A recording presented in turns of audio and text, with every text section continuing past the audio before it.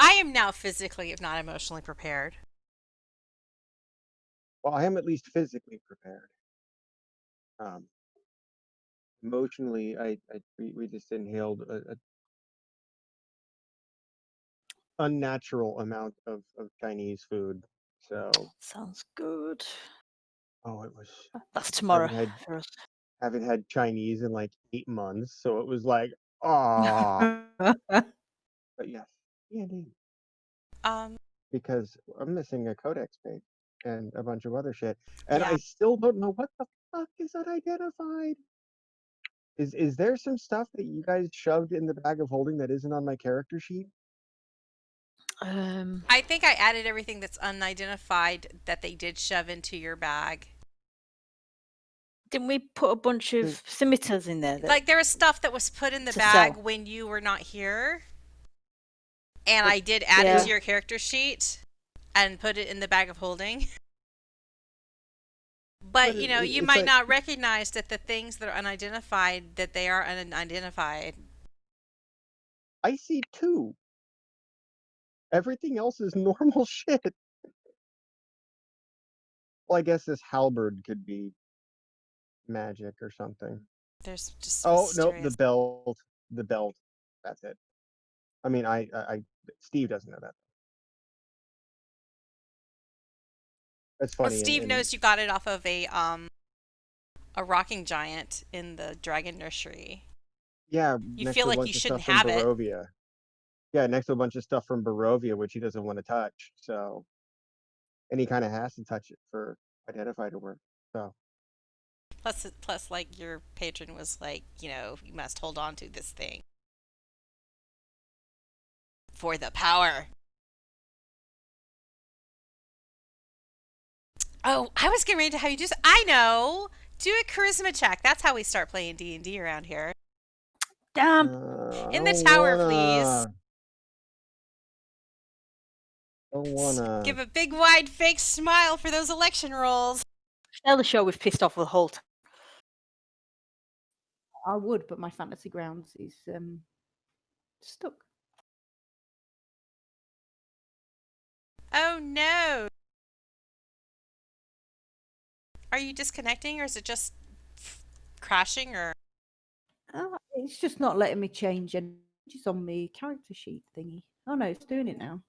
Oh, bloody odd. You might have been loading something weird.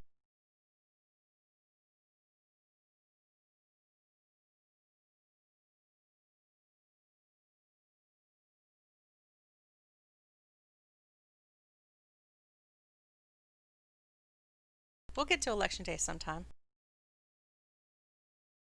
God, it could be November, really.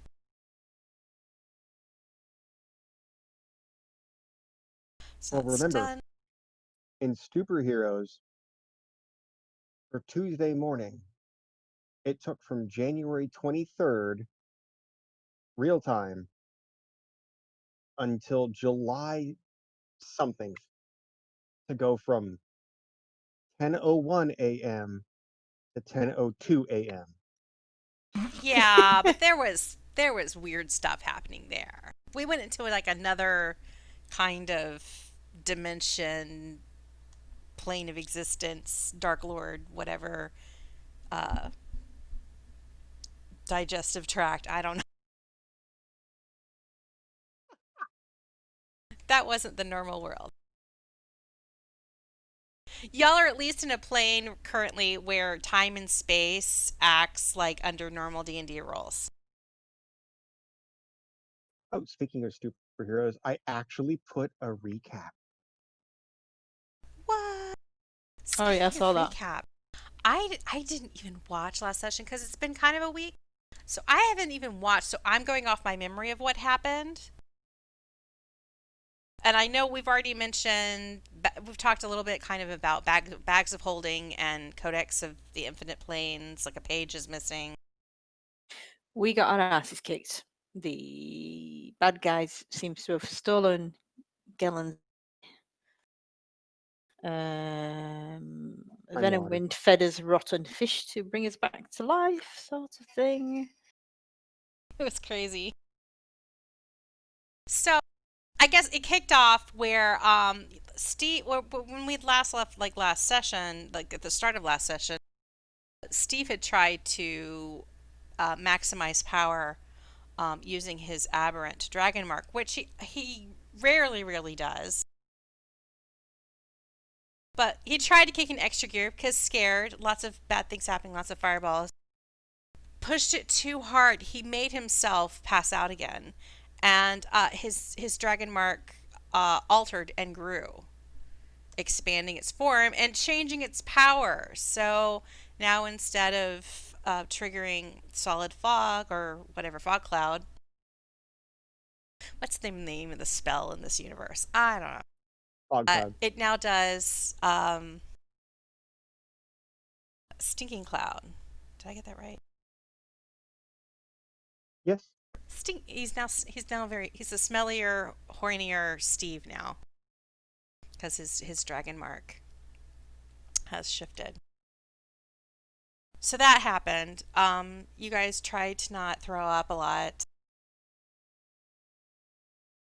There's a lot of confusion, and amidst their gasping, wheezing, choking, bandits tried to get out. And by this point, things had gotten rough enough that you guys were kind of, hey, let's not stand in their way. And I think Kymir spent a few rounds just kind of pressed up against an alcove in the wall, like, go ahead. Pretty much. I have 4 hit points. Go right ahead. I'm done here. I need a timeout. Shaefira like wisely took a timeout in a prison cell, and she's like closing the doors and stuff, asking for privacy at this time. And she was far enough away from the fleeing bandits that they're like running away from her. But running past Stiiv and Kymir.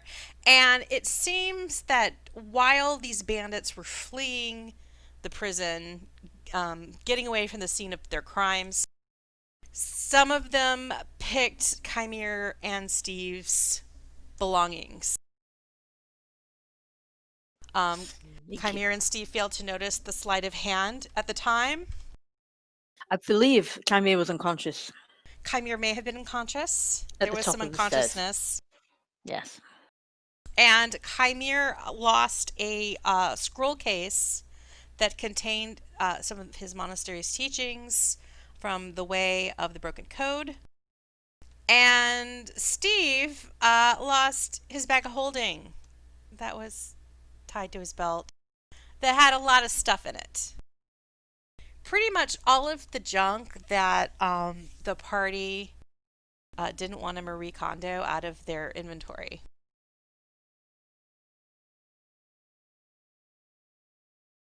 So that happened. That includes that page of the Codex of the Infinite Planes. And Stiiv's patron was not happy that it was missing now. Expressed their displeasure. Forcefully. Toby feels a little bit sheepish about this whole turn of events as well. And yeah, there was some unconsciousness. There was some help from a member of Hug showing up and feeding you guys mystical dried fish.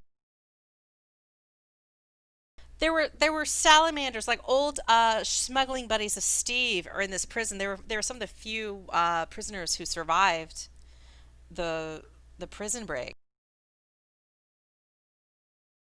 And one of them was shouting things at Stiiv about how, like, hey, if you help us out, get us out of here, we got a shipment of the fancy rice that we've you know that we got and we stashed away.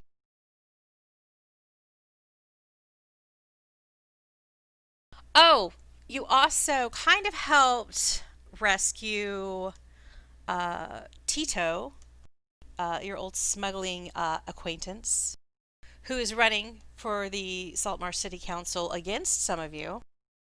Oh, against all of you, I guess, in some way, shape, or form. Tito was there to collect the remains of Crawford after the Watch had completed their investigation of his death. Also, there was the person whose name I can't remember, Eleanor Lavage, who had been accompanied with her lawyer, a Winston Scabberly Esquire, to visit her brother. At least that's what she thought she was doing.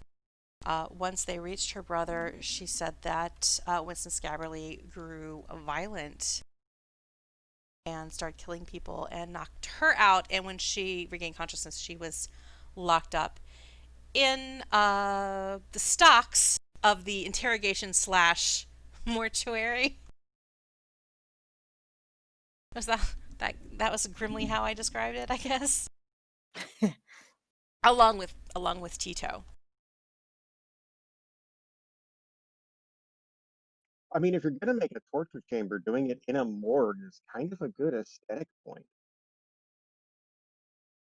They did discover that while all the prisoners that were set free at the prison in Saltmarsh, uh, none of them seemed to escape. Like everyone who got out of their cages died, either through your efforts or the efforts of the fireballs that got thrown around willy nilly. The only thing that's missing is Gellin Primewater's body.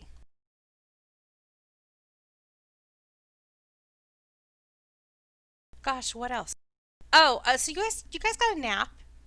There was a shrine on the second floor, so you guys took a long rest at that shrine, and using one of these relics of an ancient time in Eberron takes about eighth of the time that it would under normal circumstances.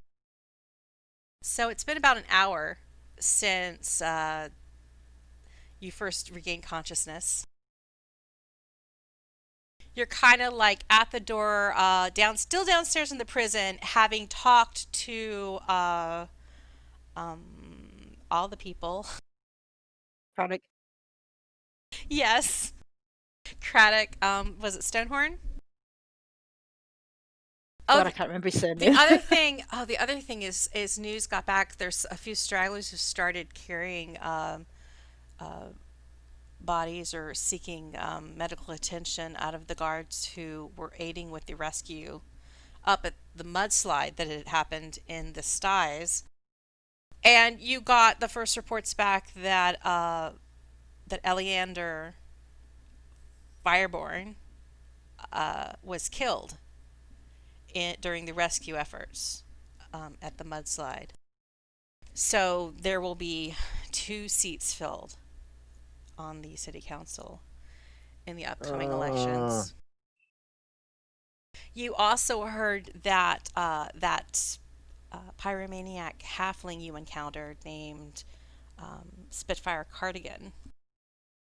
As she fled the scene of the crimes, she set several buildings on fire between the guard tower and the city gate. And that included my brain is not remembering where, the Wicker Goat Tavern. And in the course of that, the Manistrad Copperlocks, the dwarven, the kind of like the dwarf who runs the mine operation outside of town, and is also on the city council, was injured but not killed. She will recover. But you were asking to have a meeting of the city council, and while she's being treated for her injuries, it's not really possible to do that right away. It'll be another day or so before the clerics or Venom Wind or whoever is bandaging her boo boos can get the 3 whole surviving members of Saltmarsh Town Council together for a meeting. wait, why are we doing a meeting? You were talking about doing a meeting because of, I think because of what you saw with The This prison must have been break? after. I can't remember. This must, I tell you, I didn't watch the episode over, so I don't remember exactly why you guys were talking about having a meeting. Oh, you were going to that must have been introduce after I the conceived. diplomats and officially hand Yeah. them over. And that's when Steve got disconnected and we couldn't get him back. That's Or we- right. So I yeah. think you were trying to reason out, like, like, oh, we've got these diplomats hiding out or hanging out at Steve's hovel. We need to, like, officially get rid of responsibility for them. And you were talking about trying to do that as soon as possible. But we weren't sure whether or not Steve would be happy about us just saying to one of the guards, go get these Hey, diplomats. they're at Steve's hovel because he Yeah, thought maybe his hovel was secret.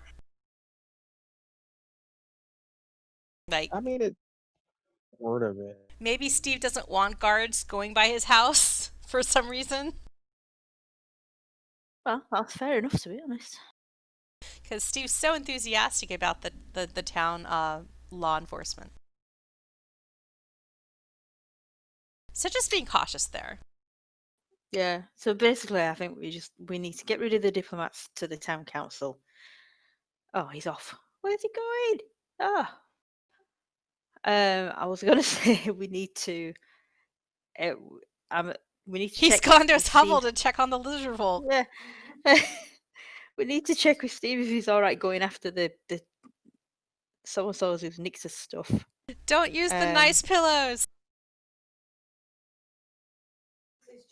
Just pick up the diplomat. Right, then let's do that to start with, because we're gonna have to gear up before we go after them. There's still you hear word that while a lot of the bandits who escaped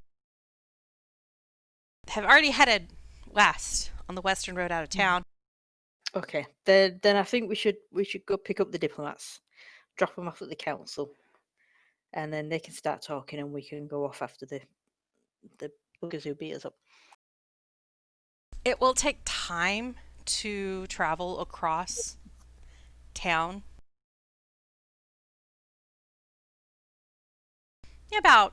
About 20 minutes. You still hear sounds of shrieking.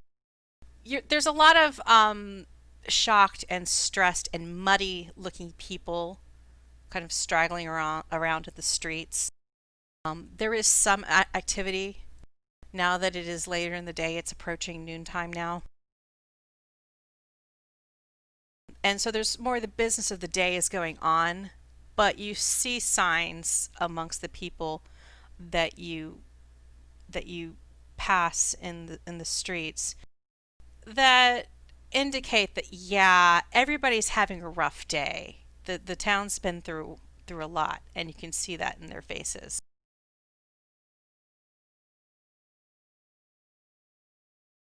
You cross Sharkfin Bridge across the water of the inlet that houses the docks. And then you pass the empty net, the really grimy, grungy tavern that is built out over the water. And to your right, you see the faithful quartermasters of Milicia. There's a sign on the door that says open for business. And then you go a little bit further, and then on your left, between two otherwise decent looking buildings, is a very muddy kind of overhang. Partially like really dingy pieces of wood, partially holy pieces of tarpaulin, and a lot of mud. And this is Steve's hovel.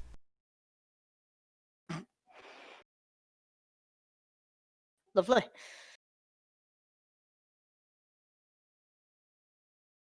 So you open up the tarp of the front door and you look inside, and there are two lizard folk sitting quite elegantly upon the fancy pillows. And there's also like a barrel that has rice burnt on the side. Stephen Riser. One of them is eating like fish guts. I can't remember his name. He's the one who had been on the Sea Ghost when it explodified. that guy. And then Crackdust is there with their fan, and they're drinking tea. I'm not sure where they got tea in Steve's hovel, but somehow it happened. And they're also fanning themselves, and they're like, "Oh, you're back! How'd it go?" As well as could be expected. Or not. Yeah, kind of seemed like something was going on. Anything big happen?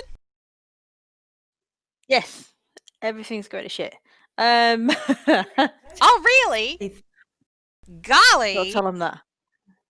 What did the Sawagan Well, attack? no.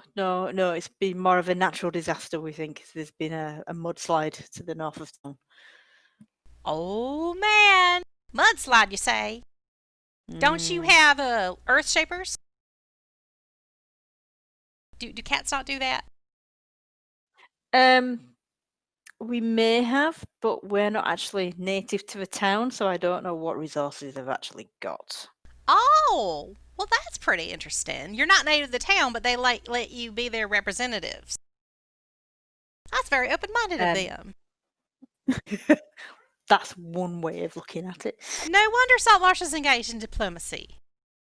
They seem like a very welcoming sort. Oh yeah, they are very welcoming. If you stay here for more than a day, they'll try and put you in a position of. Oh, really? Oh yeah. Well, I mean, hey, that would certainly help. Hey, if we got like a job here, that might help us, with coordinating the attack on the Swagan. This is true.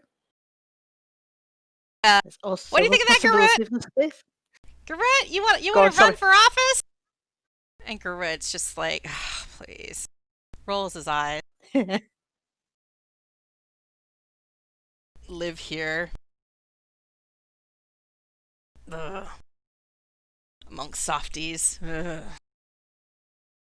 They probably cook. yeah, They probably cook their eggs. Yeah. So Garrett's not totally impressed, but Crackdust thinks, hey, this sounds pretty cool. Well, Garrett knows a little bit of that earth shaping. He's like mounded up his share of mud here and there. So if they need any help, I'm sure Garrett could do something. Couldn't you, Garrett? And you see Garrett shrug, like, yeah, whatever. Yeah, if am I required to help in official capacity, yeah, I'll manage their dirt if they need it.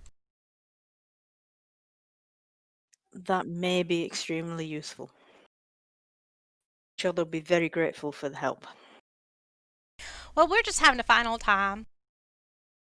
But are you done? Like, have you talked to your superiors or like to your queen and whatever, and now we can stop staying in the holding room, and you want us to go to like the official place where your thrones are? Yes, we don't have a queen like you guys do. But we would like to take you to the town council, who are obviously the people in authority. Unfortunately, Council? Are they like shamans? are they like shamans? Maybe a bit, not quite in the same way, but yeah. Wow. Okay, I'm having trouble with words today. Well, do they brew you up any potions? Use alchemy in order to like accomplish your divine purpose? Channeling No, your legendary softiness. no. Well, there was one of the council members was our main fighter, so he was obviously strong, tactical, but unfortunately he was killed in the mudslide. Oh, So you're not going to get to him. Yes. you mean your Um, general is dead? One of them. Oh, there's some more. Oh, that's good. And you Yeah. see Crackdust and Garrett give each other kind of like, looks. Like, is that gonna be bad? for their We army. believe that his second in command is already getting things up to scratch and taking on the responsibility. What are the other ones? Right, so Anders, I don't know. It's I'm Sting. lost. I'm completely lost. I need to get my copy of People. There's dramatis personae is in the notes Yes. somewhere. So Manistrad Copperlox was the one that was injured. Yep. Elian's dead. Anders, I'm not entirely sure why he's a council member, apart from the fact he's got a big house, so he's potentially His got a mom lot was of on the money. council. He's like, it's nepotism. Okay. Is that all there was then? 3? Yeah, they're dropping like flies because Gellin was murdered, which is why you're having the election in the first place. Oh, right, yeah, of course. Bloody hell. All right, I'm rethinking the whole, maybe they don't want to get a position of power here because it doesn't turn out well for anyone. So you got 3 leaders. 1. Well, no, we're down to 2. There should have been 4. 2. There should have been 4. Well, 1 was murdered. What? Yeah, 1 was murdered. Did you have a coup? 1's been killed. No, it's still under investigation. That's how we've got involved. We're trying to find out who killed him. And then, like I say, the Another died in a mudslide. mudslides, trying to help people who are stuck. Very noble, honourable death. Trying to help his fellow townspeople. 1 has been injured. Actually, both have been injured. They're both injured, aren't they? The 2 that are left alive. Well, dead is a pretty extreme state of injured. No. Well, Anders was limping back to the house because Trivet was helping him. Because his horse dropped dead. With a dart in it. Was poisoned. Was poisoned, so that seems dodgy. I'm not going to tell him that, but Poor horse. 2 Poor horses horse, died but- that session. I know. But so Anders was injured, so he's gone back to his house. Manistrad's injured from crazy halfling setting a thing on fire. Tavern. Ada Olin is injured in the brain because she's friends with Oceanus. That's true. Is she a council member? Yeah, she's the last one. The only one who's not Right. injured. Sorry. Doesn't Except perhaps say she that is she's emotionally injured, seeing as how she thinks Oceanus is cool. wonderful. Right, yeah. Okay, so yes, sorry. There's 3. There should be 5. 2 are dead. So 3, but of them 3, 2 are injured. So good times. Crack dust, drink some more of their tea. That sure sounds like you got a lot going on. You feel that the I town's don't know going whether through we a should bit be of a concerned or patch. honored that you took time out of your busy craziness to come and make deals with the lizard folk, with the Bloodroot tribe. I think I'm going to choose to be honored. And Garrett's kind of like, yeah, right. Feeling super honored right now. Important, and we felt that we had to help you and try and help you with this wagon. I guess it's just a testimony that during times like this, it is stronger. We are stronger working together than we are separately. Well put. Now, do you I need like us to go that somewhere? sentiment. Go on, Steve. Yes, Steve. Oh no, I was just saying I liked it, that sentiment. Hey, Steve, you're looking hornier than usual. Yeah, that was a thing that happened. So I'm not just being a very rude in terms of like drawing attention to your appearance and thinking that somehow you look unusual. Because I mean, for all I know, this is a normal softy thing. Not really, no. Okay. But it's not contagious, is it? Nope. Not. Alrighty then. Awkward silence. All right, so correct this. We would like to take you to what's left of the town council to introduce you, so that you guys can start talking about diplomatic ties between our two communities, what we can do once we've obviously settled after this natural disaster of the mudslide to help you with the wagon. All right, let's go. Whew, okay. Where are we going? Yeah, the hovel. Well, I guess we need to go to the town council, but if Anders had gone home, do we need to send him a note? Yeah, he's at home getting his wounds seen to. Everybody's pretty much at their base of operations, as far as you know. So should we just take them to Anders' house? You could. Shaefira's just shrugging at me. Yeah, I mean Anders is there as far as you know, and Trivet's with him, and maybe the butler's there. Yeah, I suspect Trivet and Crackbit will get on very well. We could introduce them to turnip casserole. See what they think. Maybe they'll like it. Who knows? Well, should we do that? Should we take him to Anders? Because we can't take him to Manus. Well, Well, I that suspect place Manus- has just been put off. Well, it was on fire. It's no longer on fire. But they are cleaning up, and the parts that are livable, Monostrad is being treated for her wounds, as well as the other dwarves and people who were on the premises when it was on fire. So probably not up. Monostrad and that location is probably not up for interacting in a diplomatic capacity.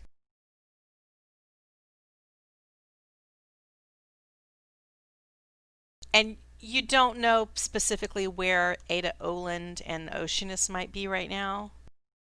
They could be at, you know that Oland has a house on the east side of town. But you don't know if she's there right now. You don't know if Oceanus is there. I don't know how you feel about like potential Oceanus encountering. But she might still be up at the mudslide. But you do know, as far as you know, Anders is at his house. my thinking is he's got a damn big house. And get the other council leaders over to his once they're up He's and got about. some extra Stuff. guards. True, and he's got all that ammo in his shed. Yeah, he's got lots of rooms. He's got whiskey. Is that suspect ass elf butler still alive? Oh yeah, the butler's still alive. Yeah, the butler. The butler. He's alive. Because he's Scarin' he's Wavecrasher. shady as hell, and I don't like him. Where was he when Anders' horse got hit with a dart and died? I don't think you know. I don't think you've like I know, but inquired it's a good question. of Send anyone. Dave. Trivet didn't say anything about the butler. She just, said that the horse Anders was riding his horse Brackish, helping rescue people. And suddenly his horse kind of started. Anders was knocked off and trampled a little bit by the horse as it fell on him. And they pulled Anders out. I think I stopped pushing to talk while I was talking, so who knows where I cut off there. I heard it. Okay. So Anders did, luckily he didn't break anything, but he did like sprain an ankle, etc., from the horse falling on him. And and you caught them limping back. And that was when Trivet noticed that there was a blow dart on the horse as they were moving it off of Anders, and that the horse was actually dead. Because she didn't say anything about like the butler being there or anything like that. Right. Well, I reckon yeah, I still think that's a good idea. We take him out Anders. He can sort them out. There's more people in the house than to disrupt the butler that we don't trust. And then we can get off after them guys. Okay. So you head out of Steve's hovel. Yeah. You pass by the faithful quartermasters of Militia. And Shaefira needs some arrows. do you want to make a stop in there and buy some stuff? You could even sell the stuff, if you have any extraneous stuff that wasn't in the bag of holding, you could sell stuff and make some cash as well. Yeah, If we're hanging around for a little bit before we chase after those bandits, I would love to get some ink and paper. They will have that at the faithful quartermasters of Militia. Because they are quartermasters. And they are faithful. And they like Militia. They got pictures of her up at least. It's part of the branding. Yeah. Well, it's understandable.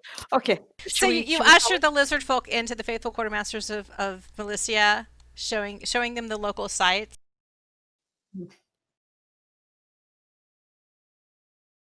Sure, why not?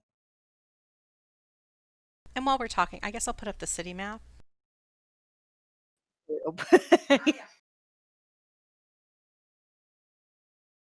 So that there's a map of something up on the screen. Oh, that's got pink. I just clicked on Steve's hovel and Captain Zindros is behind the counter as usual. A female tiefling, red like Kymir. Welcome, adventurers. Hey. I'm gonna try the friendly ploy. So, how can I help you today? I'm looking up the specifics. Okay, while you're doing that, have you got any healing potions? Do I have any healing potions? Well, let's see. Let me look behind the counter. We've had a bit of a run on healing potions today, I must say. I don't know why I'm still southern, because I think I got some croc dust in my throat. Let me cough that out.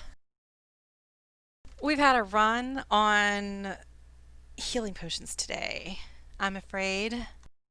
I might have one tucked under here somewhere under the counter. Let me look. She's digging around.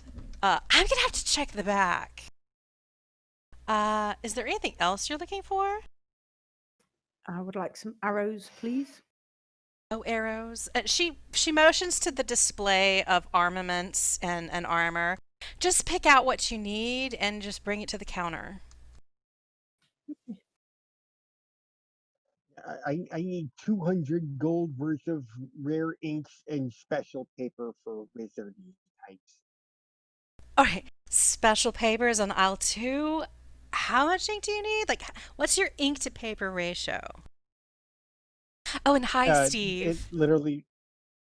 Oh, hi, Stiiv. Have you thought about going to No. Shavrat lately?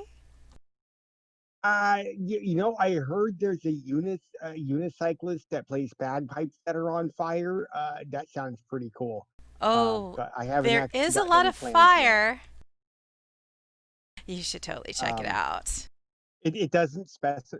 It doesn't specify an ink to paper ratio. It just says 50 gold per spell level. Well, the ink's Of more rare ink and paper. pricey. The ink's more Oh no, pricey. no. But the What I'm paper's saying on is it aisle says- 2.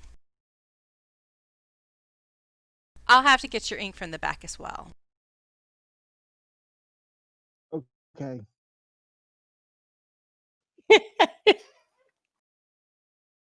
This is me looking up shit because I don't know.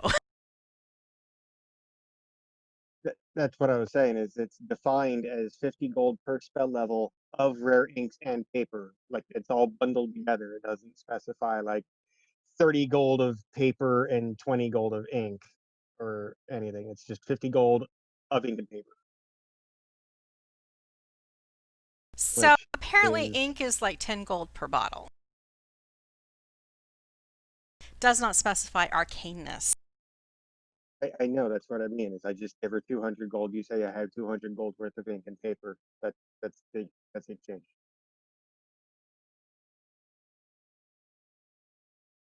200 gold worth of ink and paper?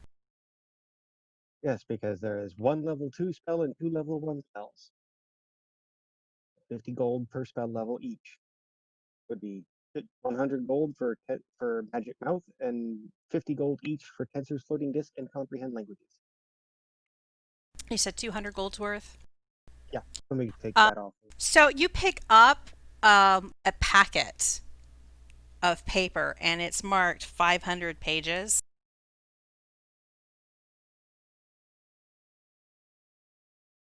And there's like this A4 on the side. But what's the brightness on it? It's labeled parchment. Is ooh, So not that's overly terrifying. bright. It's a bit it's not bleached. It's organic. Yeah, very organic.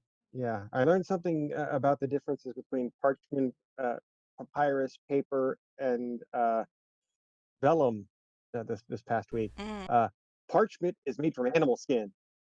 It's not made of Vellum is actual animal skin. It is that shade of color though. no, it's actually made from animals. The Like this let me particular go paper is let me made go out get it of for wood you. products.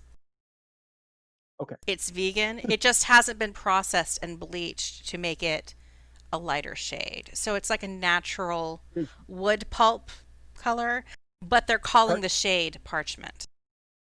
it's parchment paper. Mm-hmm. Yeah, this is definitely paper. So it's like a 500 page ream of it, all bundled up. And that ream has a price tag of 100 gold pieces. Okay. Well, hold on to that until she gets the ink. Arrows. Is there anything you want to sell? Oh, there's lots of stuff I wanted to sell, but it's in a bag of holding in a bandit's bum hole. Shaefira, you find arrows. They've got both plain generic arrows and extra fine +1 arrows. Oh, I'll I'll have some of them. So you can get 20 arrows of the generic variety for a gold piece. Yeah. 20 of the +1 would cost you 200. Oh, 200 do you gold know pieces. you are? 200 gold pieces. Yeah, I'll just go with the generic. Thanks. You're not made of money. No. Okay.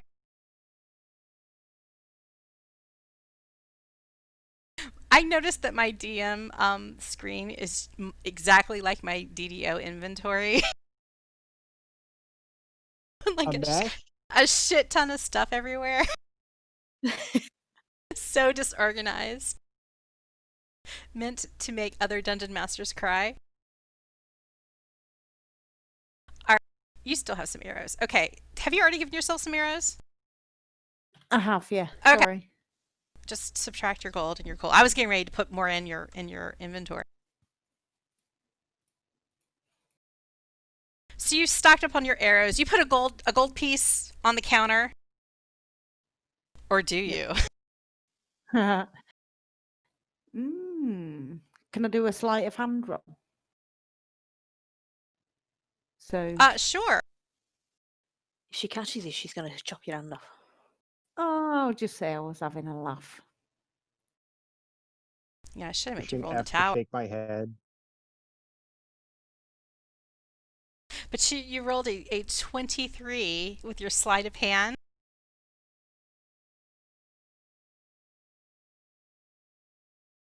All right. So you kind of you're looking around. You're acting like you're inspecting the merchandise. You pick up a few cordons of arrows.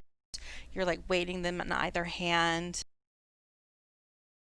You pick some more up. You put some others back. It's like the kind of scam that a thief does with jewelry when they're in like a high-end store, pulling out all the different merchandise, fiddling around with all of the rings and stuff.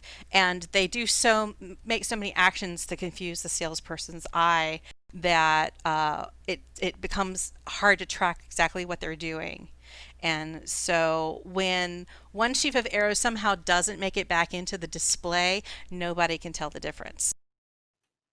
Excellent. Now I feel bad. You do, Yeah. not Yeah. Shaefira. Yeah, You do. I do, not Shaefira. Shaefira doesn't know. Pay no attention to me as I'm taking too long to do something.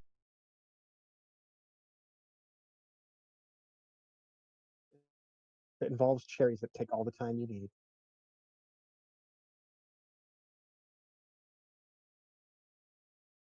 It does not involve cherry. Captain Zandros comes back, or Zandros, or whatever the hell her name is. She has 2 bottles of ink and a vial in her hands. And she looks at Stiiv. Stiiv, buddy, do you need arcane ink? You need dragon's blood ink? What kind of ink are you looking for? Just arcane ink. I'm not doing anything that special. Okay, not the dragon's blood ink, because it's really nice. Yeah, it's very nice, Tastes and like I'm sure it would blueberries. go great on. I'm just gonna leave that alone. Yeah, I just need the arcane ink. That'd be Okay, you great. see her put it down. It is kind of pricey. Of course, it's arcane. Everything arcane. Everything costs more when it's arcane. Yeah, that's true. It's like when you get those wagon stamped BMW. They always cost more when their wheels break. Processing standards, man. Processing standards. Okay, that'll be 100 for the ink and 100 for the paper. But you know you have a discount, Arcane. Stiiv. I do. Handy neighbor discount. Sweet. 25% off because you're one of our favorite frequent shoppers. Kind of mumbled message to Kymir and go, I have no idea that I had a discount. This is kind of creepy. You can reply to this message. Just do with it. Go with it. Yep. Save some Yep. money. Yep. 50 gold. I'm taking it. The only healing we have left is this bottle of superior healing, but it's pretty expensive. How expensive? Well, normally I sell it for upwards of 5,000 gold, depending on if it's someone I really don't like. But for Stiiv, I'd sell it for 500. 500. I don't That's know a about you guys. I don't have that kind of money. no, me neither. I've got something in my backpack. I've got 2 silver bars. Yeah. How much is it? Yeah, trade bar silver. Yeah. Yeah, those well, are only worth 5 gold. yeah, this is only worth 5 gold. Oh well. Oh, well, that's Ah, shit, isn't it? Because yeah. it's silver. Why the hell am I carrying that around then? You've got a lot of stuff, though. She'll give you money for the trade bars. She'll give you 25% more for it if Stiiv sells it. Yeah. Do we need it for anything else, do we think? It's I mean, just it's just money. Hmm. I'd Shall throw we give in it? mine, but they're back at the hovel with my rice. I'm Shall we? tempted to well, I don't know. I'm tempted to send Dave up to the house and tell him to just get as much tasty bacon off Chef Perkins as he can, and then I'll just call him back to us. Sure, yeah, but what we're doing about these trade bars? Are we getting Stiiv to sell them? We could do, and then it gets them out of his backpack, doesn't it? Yeah. Mind you, what's easier to carry? 2 bars of silver or the equivalent in gold? I suppose the equivalent in Way gold. more the equivalent in gold. Each of those bars is 5 pounds. That's 10 pounds of 10 gold. I think we need to. All right, yeah, I'm gonna give my 2 Yeah. bars of silver to Stiiv to sell. And mine. How many do you Yeah, have, and mine. Shaefira? 2. So there's 4 total. 2. No, Yeah. just 2. Mine are in the hovel. Yours are in the hovel. All right, so I've got Yeah. 2. Shafira's got 2. Oh, So 4. that's 4. Yeah. Everybody had 2, I think. It was like an even Stevens split or something. Wonder how that happened. Even Stiiv. An even Stiiv split. Is that where that came from? Where's that 200-year-old bottle of whiskey come from? Oh, you stole that out of Anders' office Ah, when you went looking for him at the town hall. but it's open, didn't it? Yeah, it's partially drunk. Partially from what Anders had already drunk, but also what you've drunk since you stole it. Okay. McElvin? Yeah.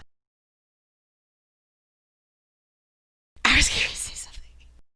Sorry. Okay, the trade bars are worth 5 gold each, and you have 4, so normally they're worth like 20 gold.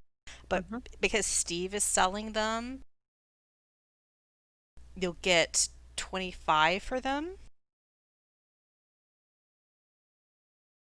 Is Stiiv going to take a commission? No, this is not.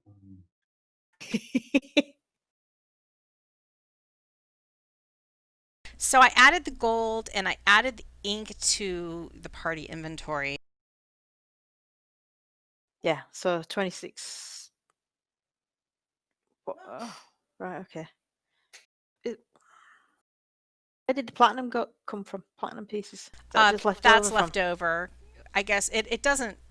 When I assign the money, it splits it evenly and leaves whatever's behind in the party money.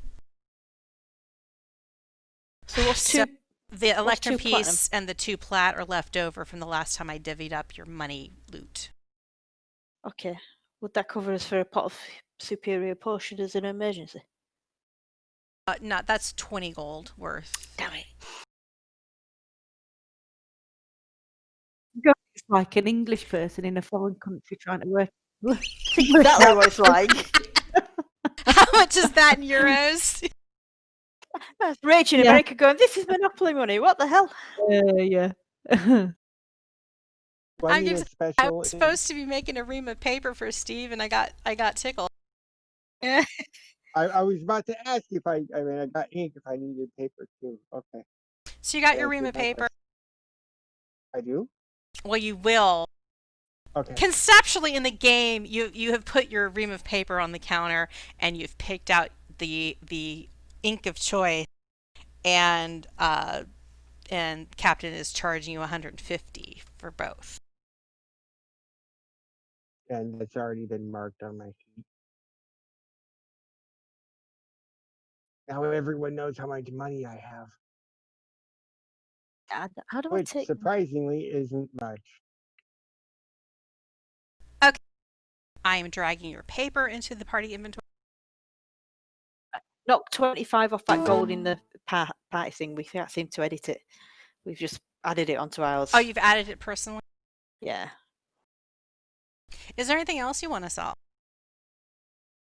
Or No, do we buy. need to put some more rope? You know, since we left ours down that tunnel. No, we managed to recover one thing. According of to it. my notes, we recovered one 50-foot section of rope.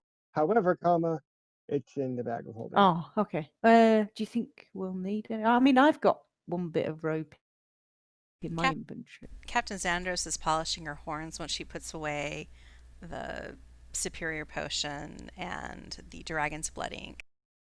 Under the counter this time, she doesn't go all the way into the back. And say, you're adventurers, right? Yeah.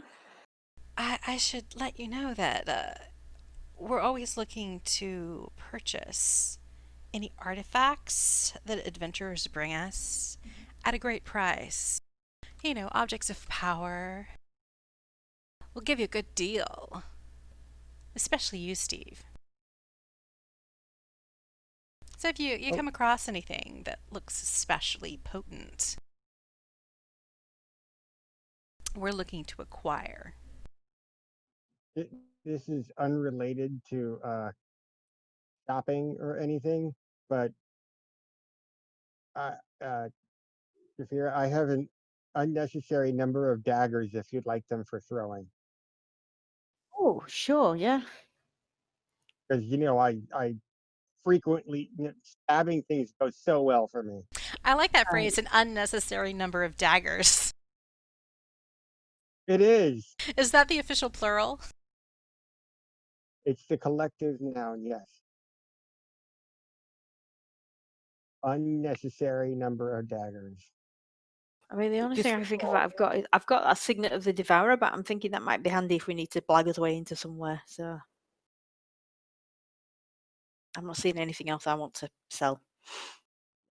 Definitely not the Like scythe and not the crown. everything that I had that I wanted to sell. Bag of holding. Not to get political, Captain You've got a bunch Xander of said. gems. Not to get political, but who are you guys voting for in the upcoming election? Barry the tomato vendor.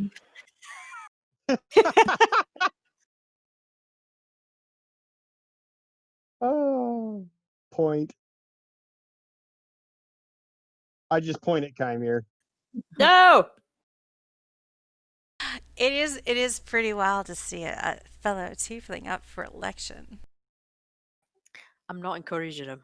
The times they are changing. Yeah, but see, I'm not as Esteban Urkel right now, so I'm not. I don't blow my cover here. It It's a shame nobody nominated you for office, Stiiv. is, isn't it? I I feel feel that this like town doesn't appreciate him enough. yeah, this mud stain of a town could certainly use your kind of leadership, Stiiv.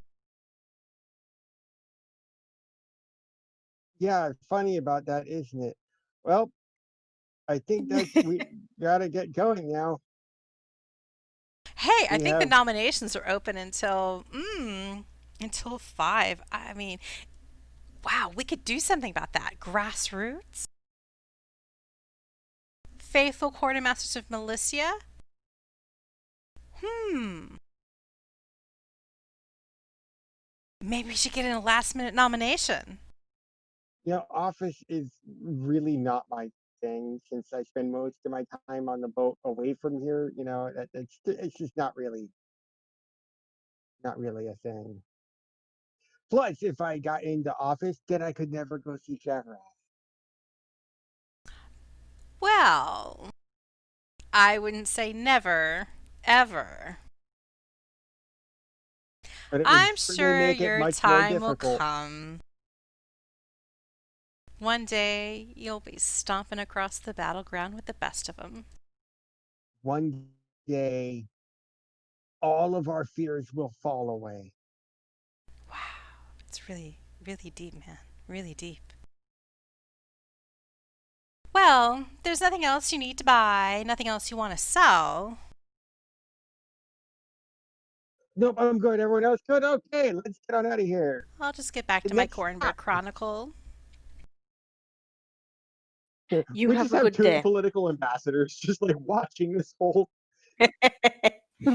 shindig going down and all of this shady crap. I'm sure they're learning lots. That's how you trade in human softy civilization. Don't do it again. Crackdess's eyes are so wide.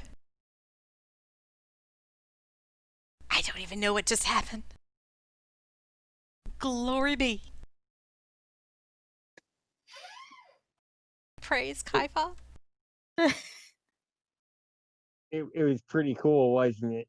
That was softy trading. You use metal bits. So Yeah. quaint. It's so cute. I mean, I know we've heard stories and stuff, but seeing you do it in real life, it's just precious. Sometimes we use paper. Oh, is that why you bought a big stack of it?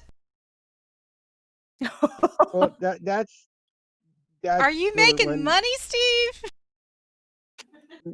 Oh, shoot, I wish, but no, no, I'm not making that paper or that cheddar yet. Definitely not making it rain. More like making it hail.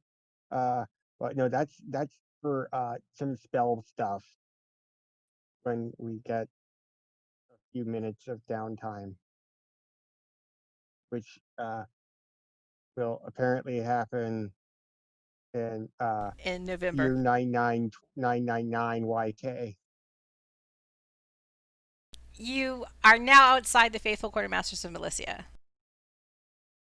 with your arrows and your ink and your paper.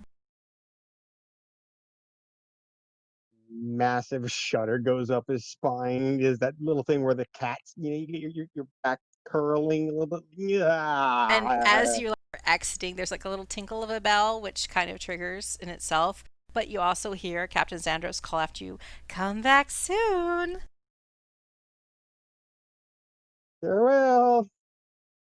She likes you, Stiiv. There's a bye, Stiiv. Way too much. So you're headed, what? You're headed to Anders' house? Yeah. All right. So you're trudging north, back across the Sharkfin Bridge. You know, I lied before. You didn't go across the Sharkfin Bridge. I'm so full of lies today. I'm always full of lies, really. I'm your dungeon master.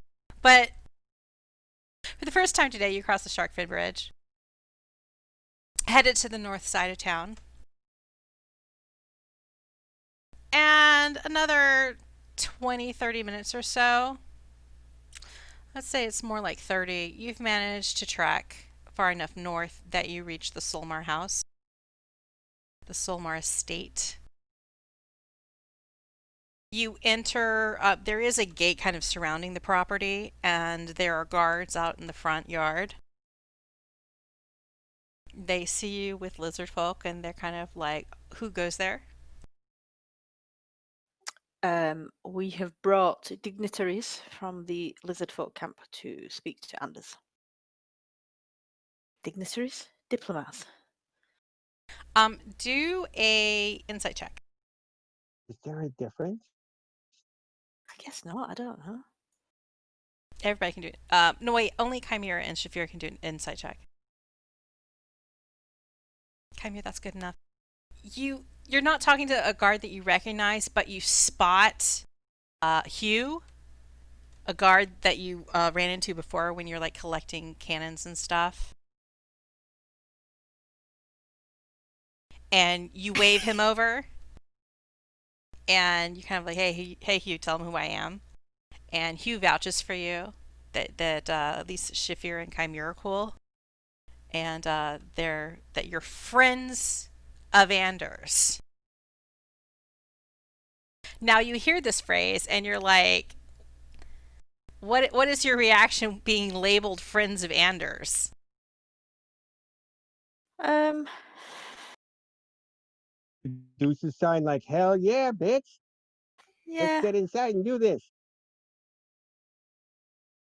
I think out of all the people that we've met so far in this town, he's the closest we would have to him and Trivet as friends.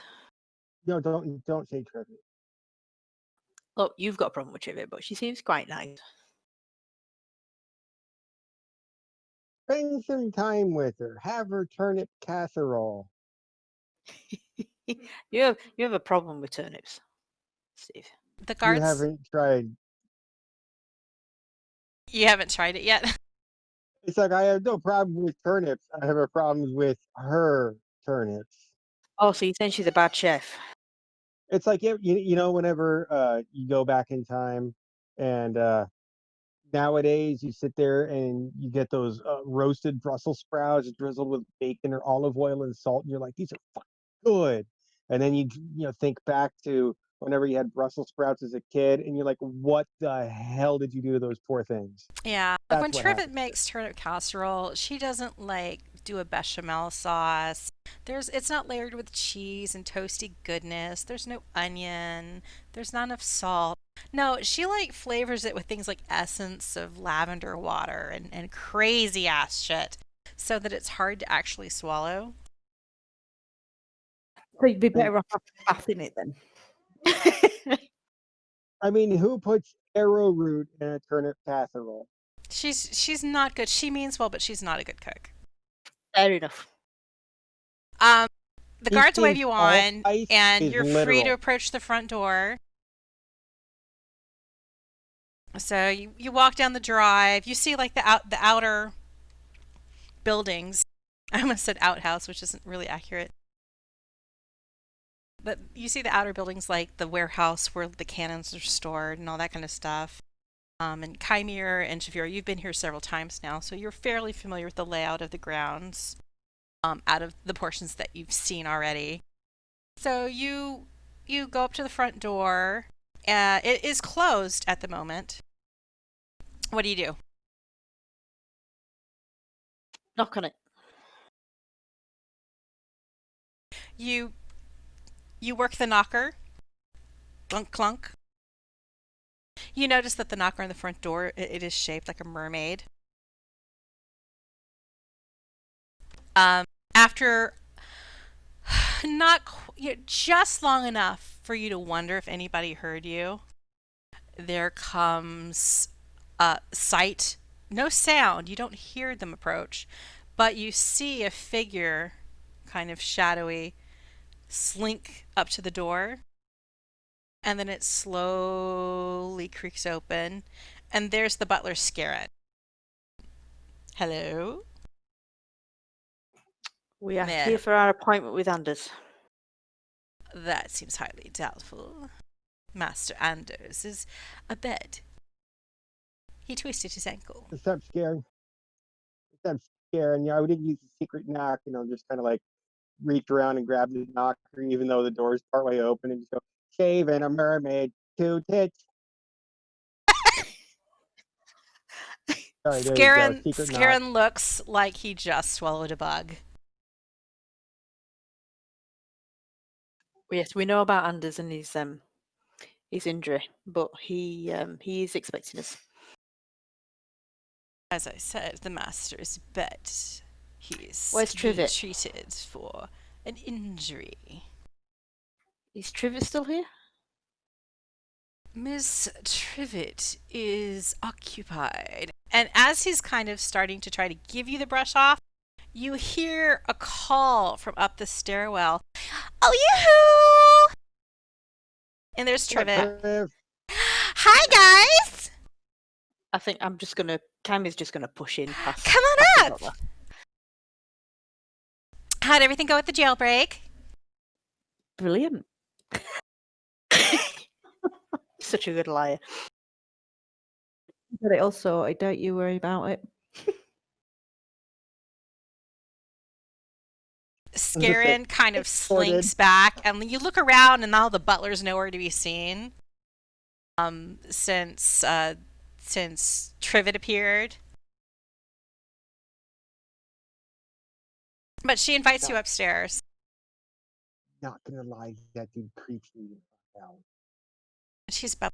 I just finished making some of my turnip casserole for Anders, but I think he's still like feeling a bit weak because he didn't really want to eat much.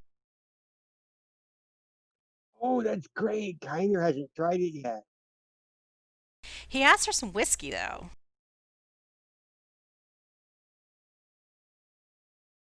And I'm not sure with this kind of injury, should somebody be drinking?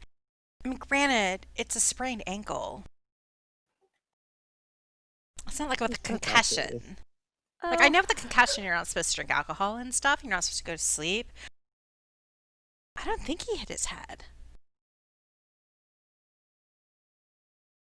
What do you think, Stiiv? You've hit your head a lot. As long as he's not running around or doesn't try and dance or something, he should. I mean, he wants to get ripped in bed. That's fine. Keep his foot elevated. So, psst, you brought the lizard folk here? We did. Oh shit, they're with us. Why did you bring him here? Because everyone else is either dead or injured. Dead? Or with Oceanus. Did you go to the mudslide? No. Wait! Who's dead? More Did we council tell her- members are dead? Did we tell her about Eleander? She's going to find out, isn't she? Yes. Unfortunately, Eleander was killed while trying to rescue people from the mudslide. What? But when we left, he was... I mean, he did wade out pretty far to try to help those orphans. But he was alive when we left. This is just what we've been told. Oh yeah, they totally stole Dylan Primewater's corpse. What? Who? He just said that like offhanded while he's like, playing with a suit of armor's sword in the corner. And then you Just see... over the shoulder, offhanded, totally casual. And then you see, like, Trivet kind of stops short, and her eyes kind of go from side to side. Stealing bodies. That's kind of creepy. And at first she's like shocked, but then she seems kind of intrigued. Like, why would they steal a body? Well, she likes the spooky stuff, doesn't she? Do you think they're up to a dark ritual? Well, it's possible. That reminds me, we're going to have a seance. Ooh, it's going to be a good time. Once enough time has passed, everybody's had a moment to kind of, gather themselves. We should hold the seance to get in touch with all the people who died in the mudslide so people can say goodbye. Oh, that would be so sweet. We can say goodbye to Eleander. Okay.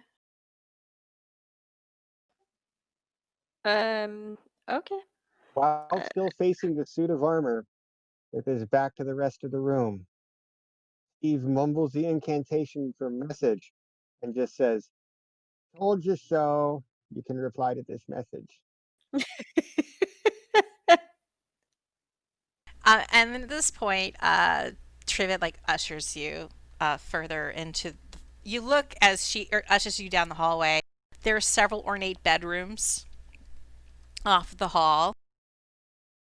You see what looks like maybe it might be a washroom with like an indoor outhouse kind of thing, which is pretty fancy because it's upstairs. And then finally she like knocks on the door. She's like, "You decent?" And you hear Anders' voice kind of giggle and go, "Come on in, Trivet." Hee hee. Uh-oh. And then So we find him in a compromising position. She puts the door open, and there's Anders. He's sitting on the covers, and he's like wearing clothes and everything like that. But you do see one of his boots is off, and there are bandages wrapped around his lower leg and foot. How bad does his ankle actually look? It does look somewhat swollen. Okay. Like his around the ankle area, it looks like a little larger than it should be. Though there's enough padding and wrapping and stuff that it's, a little bit murky to tell. You guys can do a medicine check. I was going to say, on the scale of oof to damn. You see he has some bruises and scrapes as well. I'm So pretty proficient in it. I've still we don't know shit. you guys, Kymir and Stiiv, you're like, he must be really injured. He must be super injured.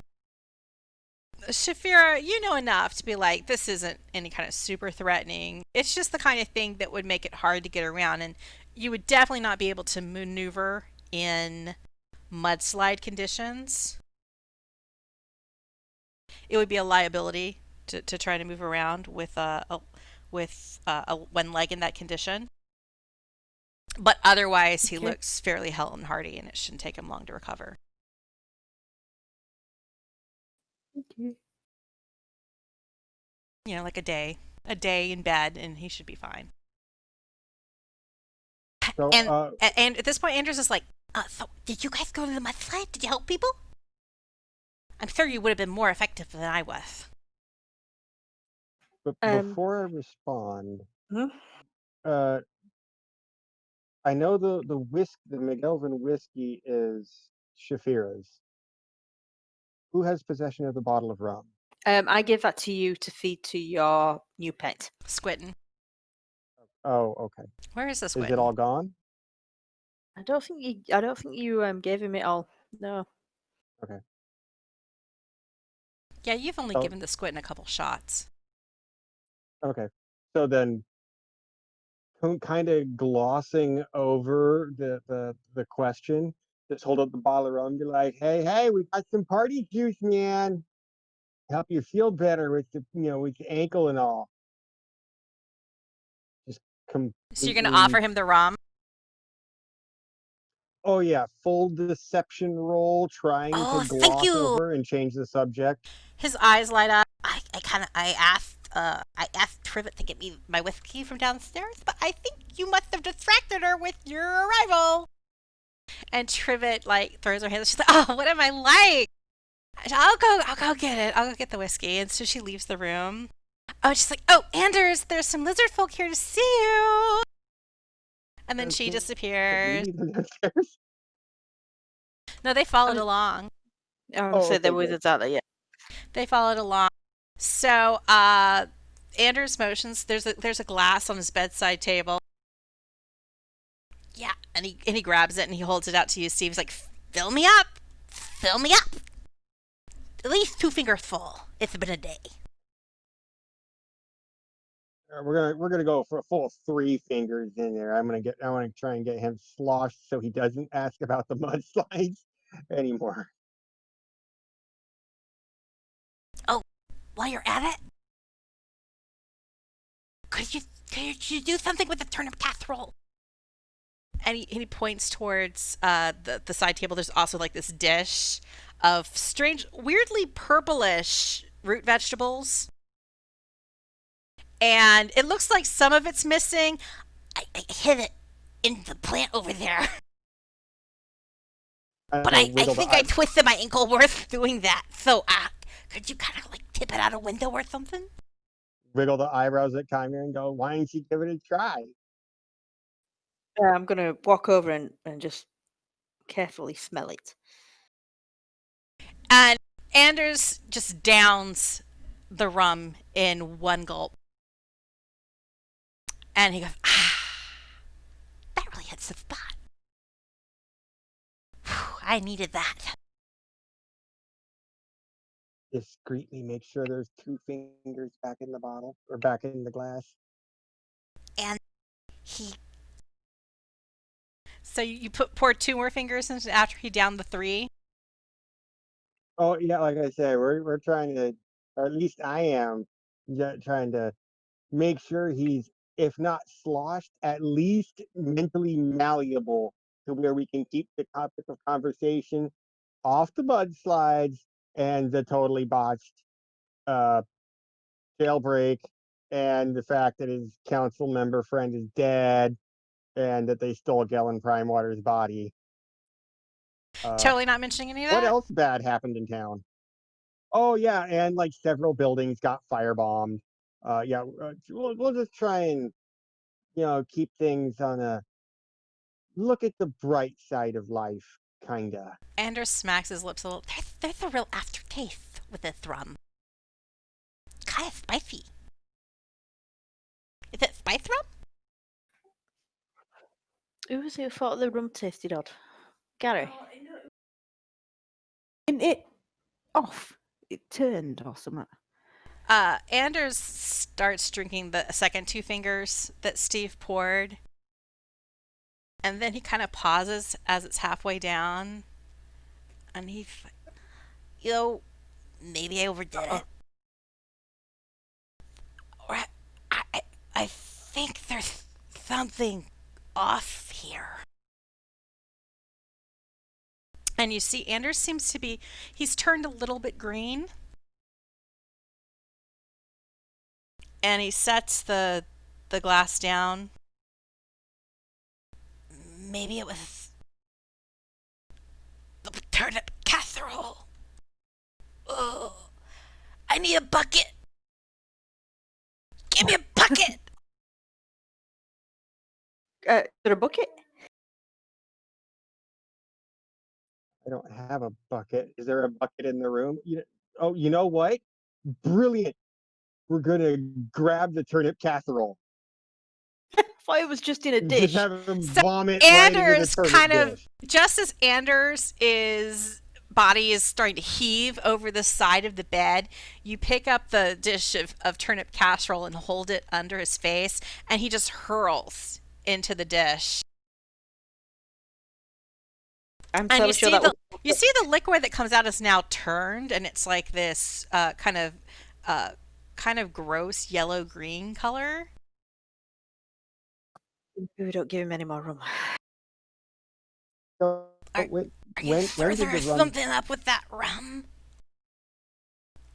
I remember the Maybe squid. Yeah. I don't think there is, but maybe there is. We'll just and then throw the bottle like out the open window, just full arm it. Trivet comes back into the room. She's holding up a bottle of the McGelvin whiskey, 200-year-old. And she's like, I got it! She looks so happy, but then she gets a sight of Anders kind of slumped on the bed, his face has a fresh sheen of sweat. He's still a little bit green looking after throwing up. And Steve's holding out the turnip casserole that's now filled with puke, as well as the questionable root vegetable baked. And her face just falls. And she's like, what happened? I couldn't find the bucket fast enough. Sorry. And she's like, oh no, Anders, are you okay? What did you do to him? Is the smell of the turnips and his own uh, vomit so close to his face, making him continuously heave? He's like kind of just, he's lying back now, but he's kind of breathing. He's like panting a bit, and he's sweating. And Trivet shoves the bottle of whiskey at Shaefira. She's like, here. And then she runs forward and she like messes around the side table and she pulls out like a cloth and she wets it and she starts mopping Anders' forehead. I think you've overexerted him. Meanwhile, the lizard folk are watching everything. And Crackdust is finally like, you guys, you're so interesting. Like that food there? Is that food? Is this a delicacy? No. And Crackdust elbows the other lizard folk whose name I've already forgotten, but I've now just looked up is Garrot. And Garrot, they throw up on their food too.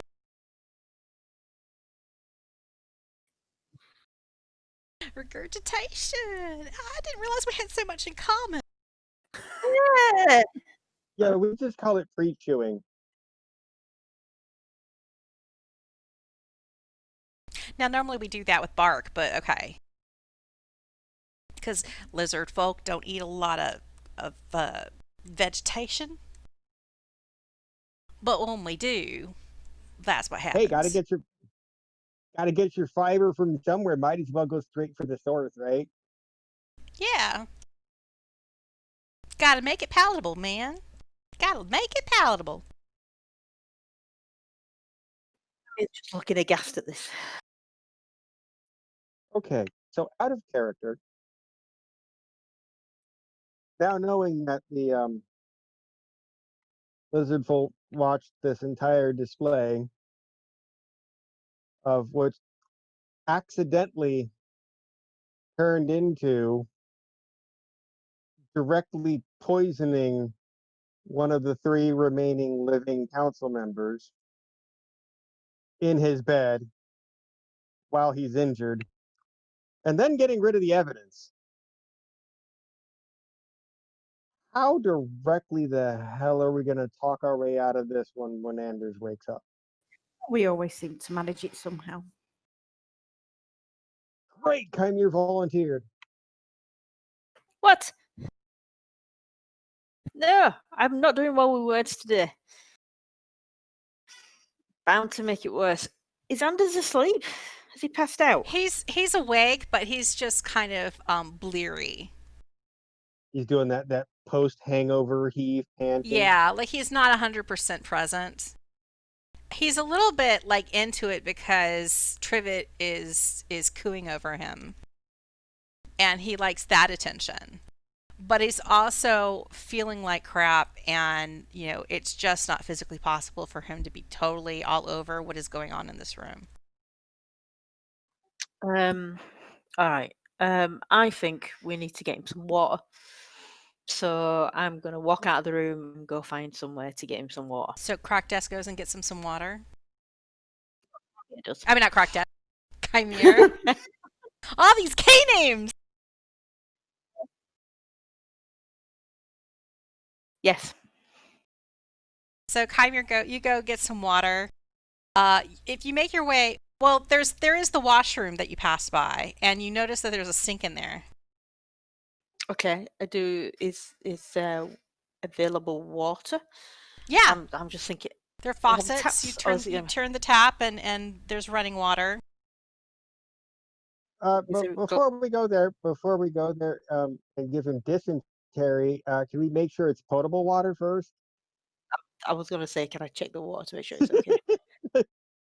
Here, we just gave you alcohol poisoning and actual poisoning. Let's give you immediate dysentery. How are you I going to check mean- if it's potable? You can do a nature check, I guess. nature Survival. Need to check. Survival slightly better. Okay.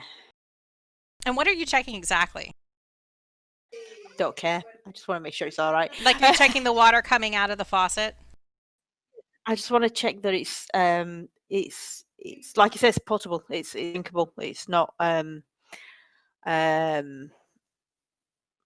dirty river water or something You like that. inspect the water seawater. coming out of the faucet. And as far as you can tell, it looks absolutely pure. Like you think that maybe this, whatever pipe system they have going on, maybe it's filtered. Not sure what rich people do. It may have some like kind of Cannith device. You've heard of such things. Cannith doing like instant purification water systems. Anders does Oh seem yeah, like the those guy. are all over Sharn. There's some places where they will harness a water elemental, and that's where the water comes from. That seems cruel. Yeah, that's kind of fucked up. Mm. That's not nice. I mean, that's like basically like getting captured by a vampire and him just sticking a maple syrup cap in your stomach and just bleeding you. Rich Right. people in Sharn, they don't see it that way. We got a jolly It's- boat with the this. You do Mephits. have a jolly boat with mephits that are imprisoned, and you It's use, not just the but you're same not as- drinking them. Yeah, we're not actually just- taking. Using their breath for locomotion. But they're not free. But Oh, they're God. not free. Yeah, but we're not actively eating them. It's not like, hey, Mephit, give me a chicken wing and we'll eat it and then wait for it to grow back and then get another Mephit wing. To be fair, a water elemental can create water at will. Now you could conceptually, yeah. Got healing properties. Yeah. So how about you give jump? Anyway, I think we're getting on a tangent because you don't necessarily know that that's the kind of water system that is installed in this house. Right. It's So just that I'm Kymir very knows clear. that there is stuff in the world that will purify water that rich people have. And that seems to be the case with the water coming out of the faucet. You think it looks sparkling and pure. Then I shall take a cup, glass, whatever is available, back into Anders' bedroom. Okay. So you take a Fill my water skin glass, while I'm there. you fill it with water, and then you take it back into Anders' bedroom. Yes. Trivet looks really happy that you thought of this water, and she takes the glass from you, and she holds it up to Anders' mouth, and she's like, "Here, just take a little sip. It'll make you feel better." Kymir got it for you. Anders struggles to take a sip.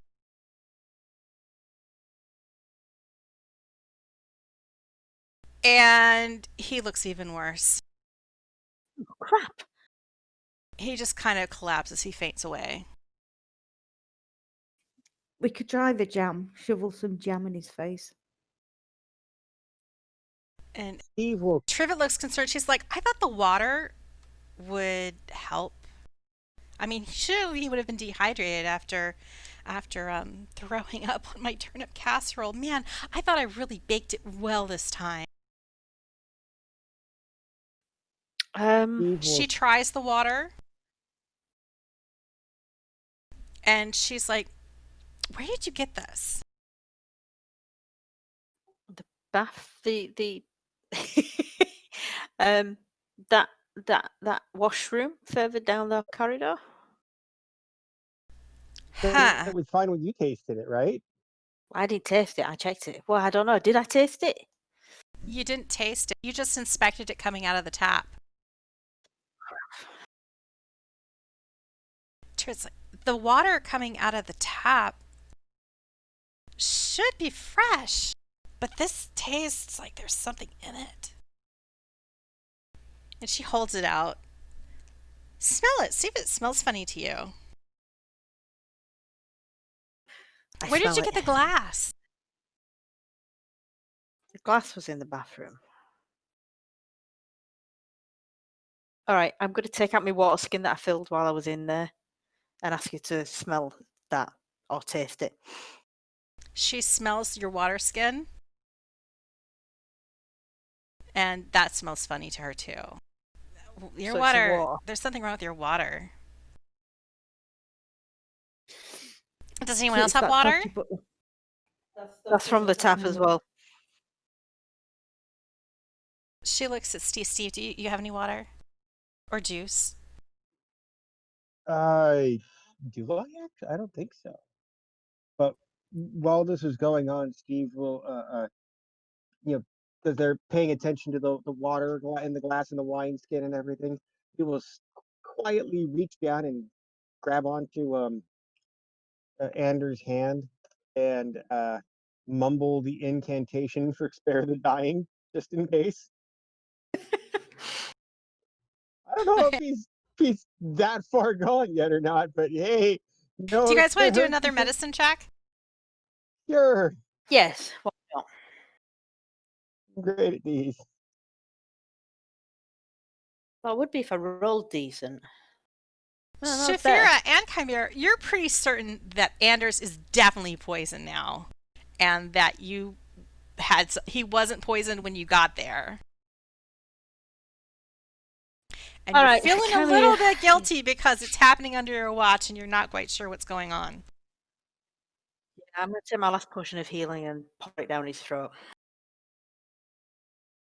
But the jam, we could do the jam if you want. Do the Well, jam. I Yeah, can definitely make do the more jam. jam. All right, go on Just then. Do the jam. just shove it in his face. Yeah, Just just shove it. spoon it in his face, and it smears all around his mouth. Shaefira, like, does a little smiley face of jam, Yeah. and while he's still a little bit green, because your jam doesn't have any kind of like lesser restoration properties, does it? It's just healing. Just healing. Yeah. So he Yeah. definitely looks better. He looks better. He's still a bit green around the gills.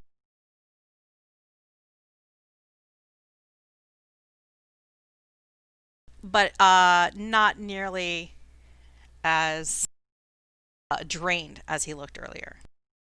Okay, how about some wine? Would he like some wine? Let's not. You're just feeding him all the beverages now. Yes. And to his Just keep pouring stuff down his throat So till he feels better. Shaefira gives him some wine, and it doesn't seem to do portion. any harm. And maybe he's a little bit more comfortable because he's like intoxicated without throwing up. Yeah.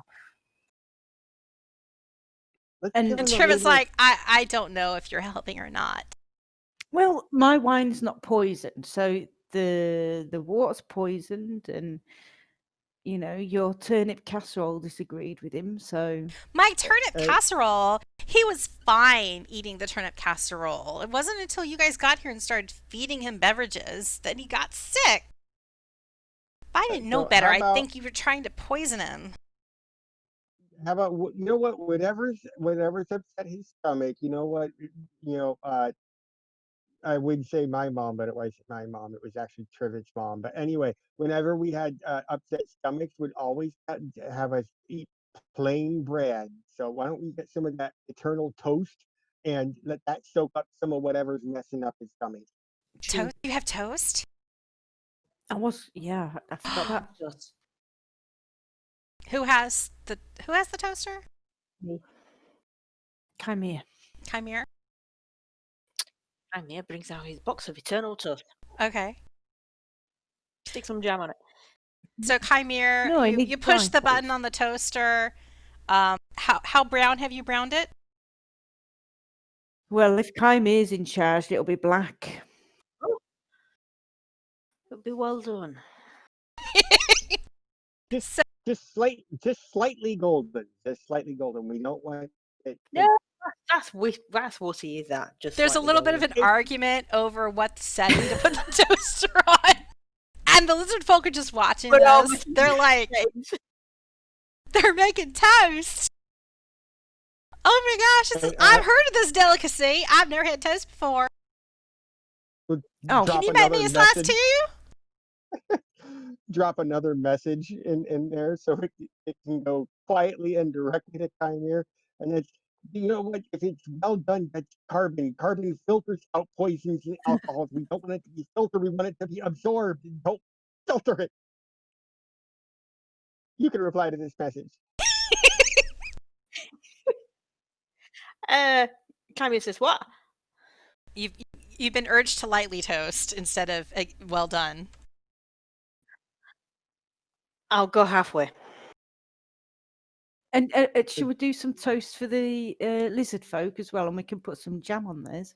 Yes, I'll do that. Because I think we need to give them something to cheer them up, because they have had quite an ordeal in the past, however long we've been in Practice Anders' all for the room. well done toast.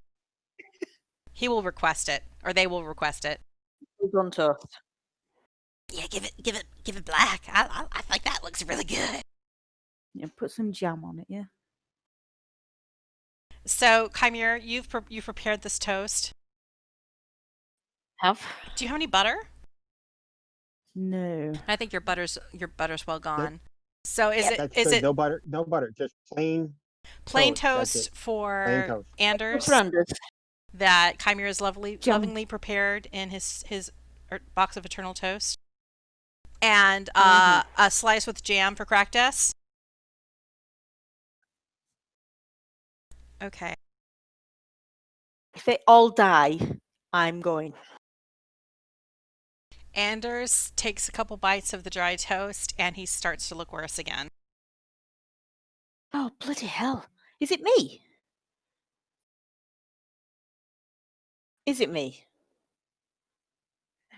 Have I been cursed? What the hell? Wait a minute. Kymir is starting to feel cursed. Wait a minute. You might be.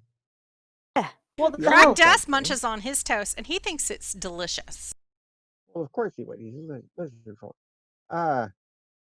Hey, Shaefira, just for fun, why don't you go take a handful of water out of the washroom and see, just like sniff it, see if it smells funny for you.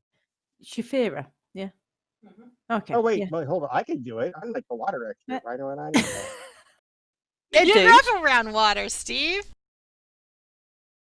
Okay, so I'll head to the washroom and examine the water coming out of the tap with the sniff, the lick, the whole, put some in the hand and lick it, you know. Okay. You can do like a survival or nature or whatever check. Uh, It looks good to you. It seems like clean water. You take a little teeny taste of it, and you're like, this is water. okay. Shaefira, I Now, guess I should also point out you have a mark of hospitality, and it does give you a plus. You can roll a d4 on any checks related to something that is consumable, like food or water based Ah, check, and add that d4 to your skill check. skill check for. Like a medicine roll or something like that. Yeah, anything having to do with food, Oh, okay. anything having Okay. to do with preparing food or inspecting food. And I think checking potability goes under that umbrella. I would Okay. agree. Send a message. Hey, Shafira, come here and double check this. It looks fine to me. What does she choose which one she wants to do? Either survival and medicine or nature, or is it a specific one? Whatever's best for her, I'm going to say. Or insight, even. I can't remember which she's good at other than dex and charm. Nature's better. Lying. Yeah, as far as Shaefira, yeah, with a 16 between your 13 nature roll and your 3 from your mark of hospitality. A 16, you think there's nothing wrong with the water itself. You look at the glasses that are left by the sink. You can't tell that they've been fiddled with. Everybody roll insight.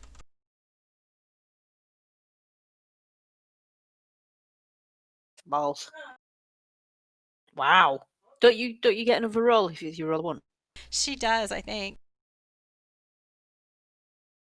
She gets to roll again because she's but she has to take the 8, which isn't Yeah. much better. I will roll for Cractus and Trivet. I don't think Anders is conscious enough. Okay, Cractus is not his. They're strong.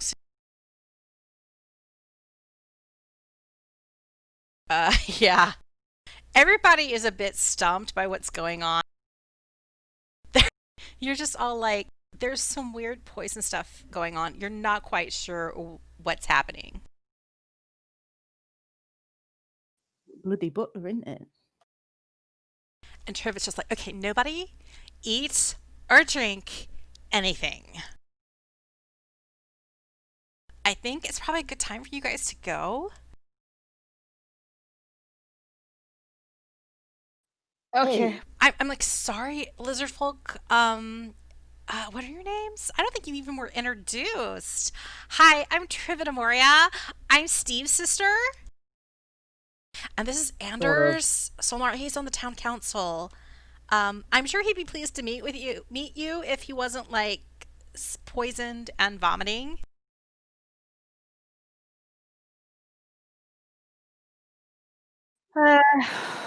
Cracked his. Okay. Pleased to meet you. Y'all seem really busy right now. This is just wild times here in Saltmarsh. Hey, Kymir,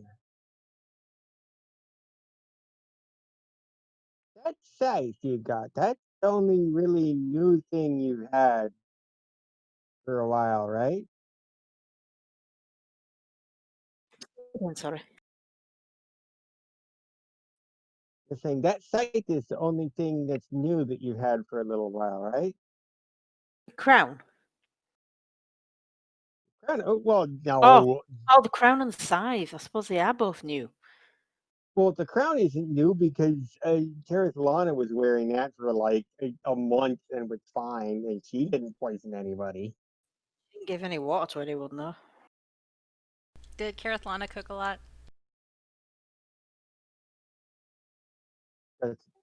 That's that is a fair point, but It's to do with water, I suppose. the site specifically to me came from a room that was inhabited, a playroom inhabited by a gold or brass dragon named Gary that was really fond of stuff from a scary place where bad things happen.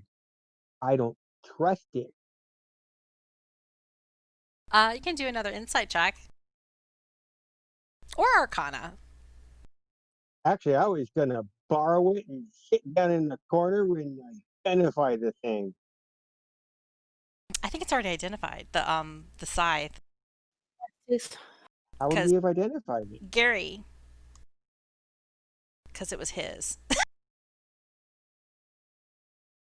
I don't necessarily trust Gary. You don't trust the dragon wormling. No, not when he plays with Peruvian toys. Okay, you want to verify Gary? Yeah, you know what? In any proper work establishment, you have the processor and then the verifier, and no one verifies this shit.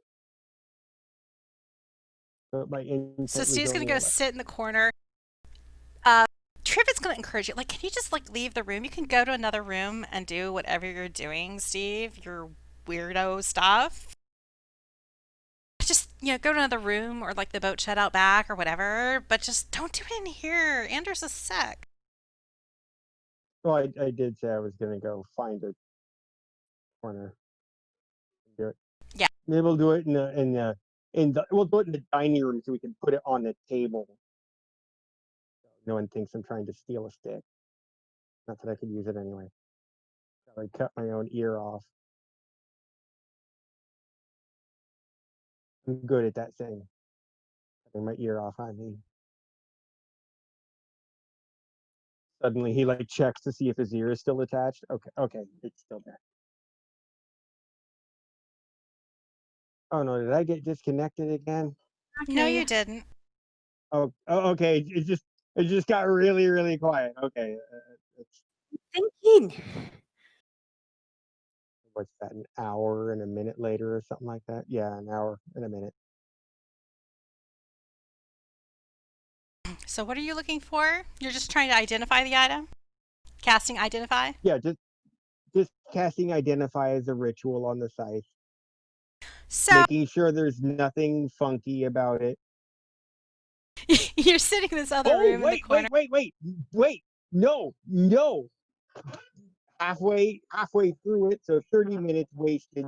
Abandon the spell because I just realized something by reading the description, and he's gonna reach out and say, "Trust me," and grab onto Kymir's horns and hold on to him for a whole hour and 1 minute because at the very bottom of identify the spell is if you instead touch a creature throughout the casting, you learn what spells, if any, are currently affecting it. Okay. Sorry, Kymir, it's a new spell. I didn't know that before. Just sit there with my head sort of awkwardly to one side so we can grab my horns. There is nothing to identify on these two items. Well, the first You one, cast your I spell. abandoned the first one partway through. You cast your identify ritual, and nothing is revealed about the items that is different from what you already know. What Kymir tells you that he has picked up about the crown, or what you know about the scythe from Gary. No, I was casting it on Kymir. I don't understand testing. No, cast it. Okay, let's get rid of the Stiiv voice for clarity here. Um, at the very bottom of identify, it says if you instead touch a creature, Kymir, throughout the casting, 61 minutes, you learn what spells, if any, are currently affecting it. So I would learn if there's any spells currently affecting So Kymir. And that's after he spent 30 minutes let me look at wasted because he didn't Kymir identify this. just to try to verify if there's any spells. Kymir poses for the DM. Nope, there's no inherent spells that are cast on Kymir. Okay, well, there's no spells on you. I don't know. I don't know if that affects curses or not. Because I'm stuck on that wavelength whenever Kymir said, maybe I'm cursed. It's like, oh, you're onto something. Well, it's just because I had the rum that I gave to you, Squirtin. Well, And according to Shaefira, it was already poisoned when she gave it to me to give to the squid, and then I didn't realize that when I gave it to Andrew. So that was kind of well, no, because oops. we so I had the rum. Didn't I have the rum originally? And Gary tried, Yes. and You we gave it to Yeah, you Yeah. gave the drink. rum to Gary. because I wasn't listening properly. So but we thought it were off. We just assumed it were off, didn't we? We don't. And the fact that Squirtin liked it made us think that it was because of Squirtin liked poison water. But if the water's fine when you check it from the tap, but I give it to Anders and it goes funny, it's either someone in this room or it's me.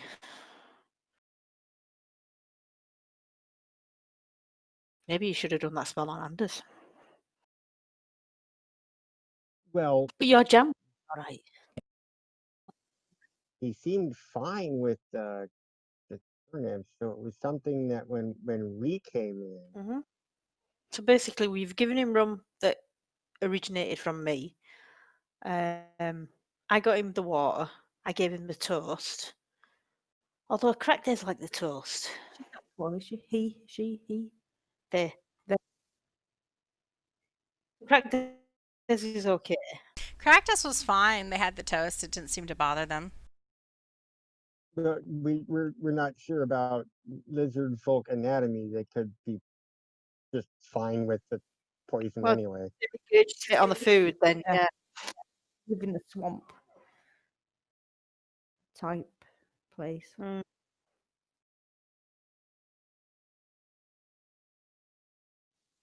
And they eat raw eggs. All the time. So an hour has passed, and Trivet comes Try into the room, and she's like, "Are you guys still here?" Trying to work out what's wrong with Anders. What about if we try either me or Stiiv giving Anders some water and see what happens? Okay, describe what you do. Well, is there another glass or something in the bathroom? Sure. You don't Okay, have to then give the I give water it a to wash. Anders. You could like give it to each other.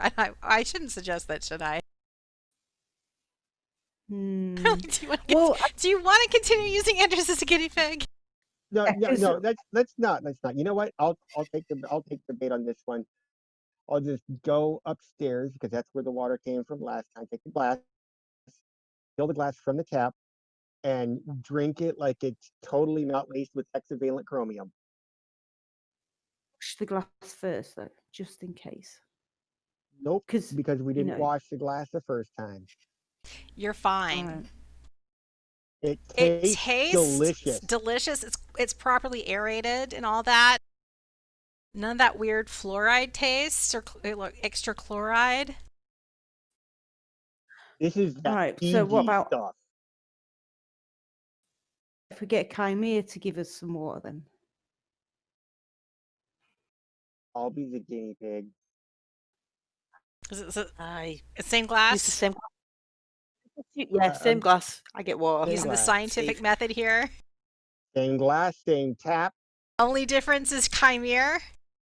Kymir drew it. That's yeah. the only difference. Kymir gets water, and you drink it. Whoever drank water, do a Constitution save. Fail. Stiiv, you're poisoned. No, Oh, damn it! I told you. No. Shaefira, did you drink any water? Is it just Stiiv? no, just Stiiv. I didn't drink. So yeah, I'm still Stiiv, holding that. you're poisoned. Yeah. No. Kymir is doing something bad to the water. Dry heave. We have just confirmed it's something funny with our tiefling friend. Right. It's because he's without his mystical scrolls. Ooh. It's just a bunch. You don't know that. He might have been, keeping something at bay. We don't know. Well, that's weird. So, based off of your scientific experiment with the whole water glass control efforts, you have identified that Kymir should not be responsible for any food or water preparation for the foreseeable future. Now, do you Right. say anything to Trivet or anything? Go back. The lizard folk have observed this. They're like, I don't know what sort of thing causes that. I mean, I know food gets poisoned sometimes, and you add things to it, but I've never heard of a person being literally poisonous. I mean, that Dirk from the sea elves who visits, he's a bit of poison, but that's just metaphorical.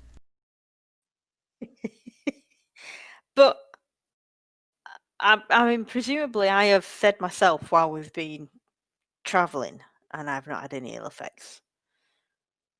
Yeah. Drink the water. Drink the water, Kymir. All right. But wait All a right. minute. Wait a minute. Kymir gave Shaefira some tasty bacon. Give it to Dave to give to you. Yeah, that's true. And the DM You will can't say, I might have made a mention that I forgot to had somebody roll on a thing that was relevant to be consistent, and that is specifically the thing I was thinking about. Is when I Kymir remember fed that tweet tasty bacon, you should have had to do a Constitution save. because he fed bacon to me too. Yeah, so that was a failure on the DM's part. The bacon Okay, was this is sealed. not a It was recent thing. sealed in like cheesecloth. Do that. Yeah. To protect it from pocket Okay. lint.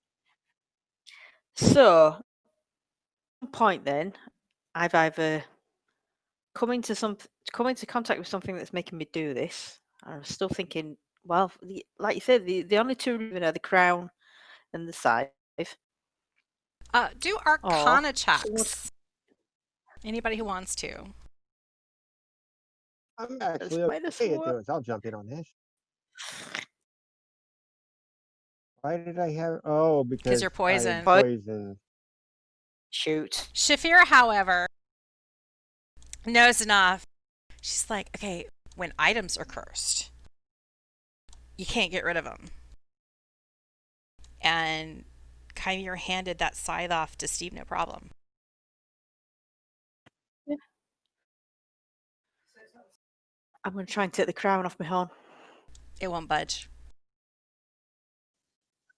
Damn it, Kerithana, you could have told me that before you gave it to me.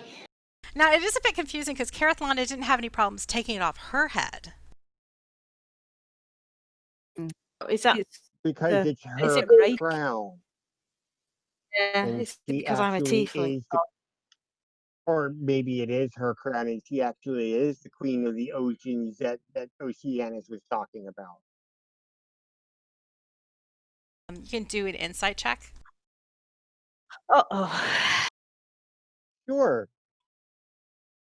Holy crap.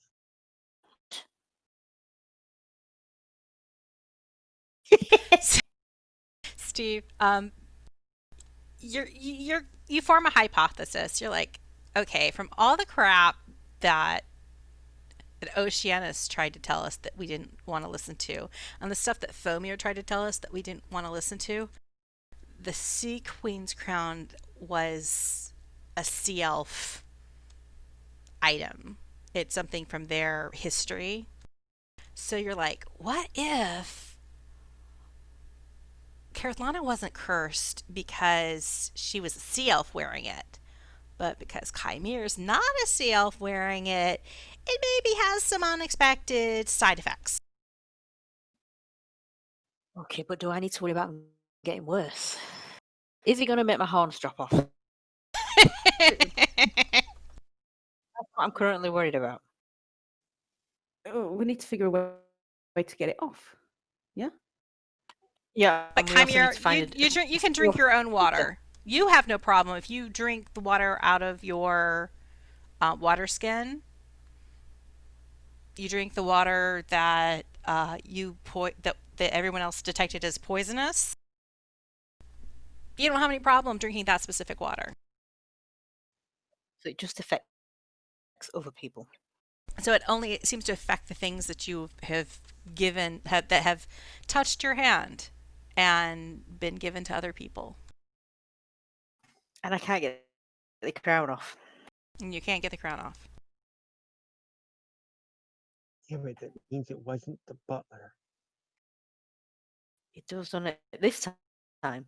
Kymir did it. In the bathroom with the lead pipe. With the crystal tumbler. All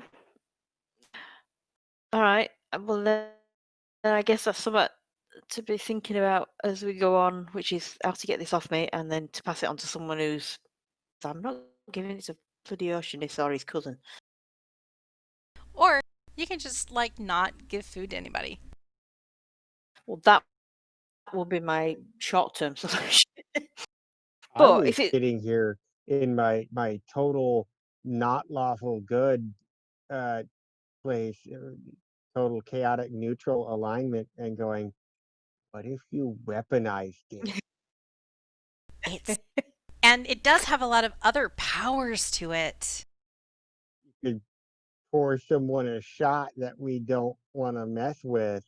I mean, sure, you might accidentally poison somebody, but you can walk on friggin' water. Or intentionally. Next week, my dinner with Oceanus.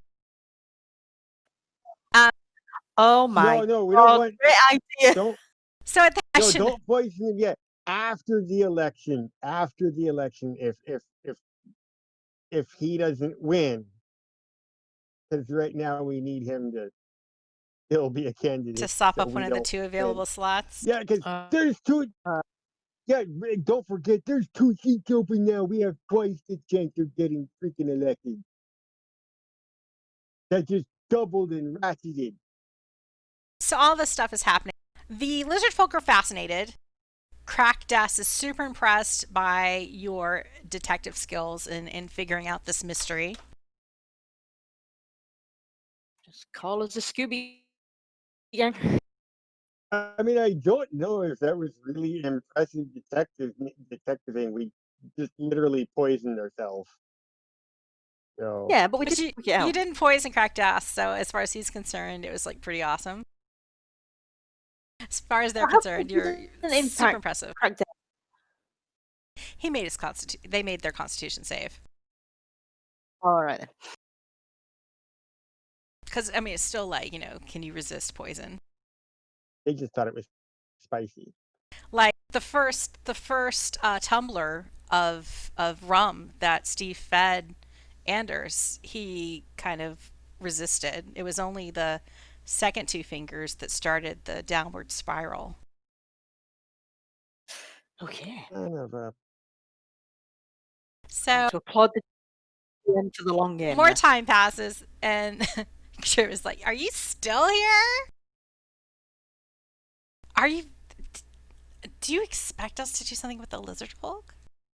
Yes, we can't take them with us. Where are you going? Can't you take them back They're to your house? they're No. diplomatic attaches. They gotta stay here. But you fetched them. Yeah, at the council's request. Hello. The council's kind of busy right now. Okay, so Miss Kent not on the council. What do you suggest we do with them? To us, not on the council people, not diplomats, and not trained in Stiiv. privet. She stomps her foot. This She's like, totally, okay. this All totally right, I'll have devolved into two Scarin 5-year-olds. make a room for them. Do they both need room? Can they share a room? Or do they need their own? I guess we'll do 2 rooms. I don't know how lizard folk are. I don't know what I mean. They're right here. What do you guys Ask 'em. prefer? Can we just ask them? Okay. Crack that up. Would you like a room of your own? Uh, I kind of like have my own room. Garut snores. I'd like my own room. I mean, it's not absolutely necessary. I don't want to put you out. No, But no, that's fine. That's fine. We're just curious. No space. and you don't have to worry about like faintness as long as you have some raw eggs, that's fine. Or some more of that really good toast. That black toast. It was tasty. I can leave a supply of that. So Kymir stacks up some toast. Oh, hang on. No, because they might not always do the substitution state. Do you want to, if Mia passes on the toast machine to one of us, would that pass the Shaefira curse whips on up to some her? toast. Yeah. You whip up But- some toast, Shaefira. Yeah. It looks And better when put you some bake jam on it, it as well. basically. You're using your mark. And the toast is just Does. perfectly done. It's exactly the way that Cracked S wants it. It's too pale. No. Yeah. I know she likes it black, so I'll do it, longer. So Practice thanks you. Trivet's like bustling about, ordering, scaring him around, and he doesn't seem to really super appreciate it. But he seems to be keeping a fairly good poker face, like a good butler would do. They command a couple of the staff in the house to like sort out the rooms for the lizard folk, and then the butler seems to disappear again. Question: does she fit other bottle of 200-year-old whiskey in her hand that Trivet handed her Yes. in the bedroom? Oh, jolly good. Obviously, try and leave the premises with it still in her possession.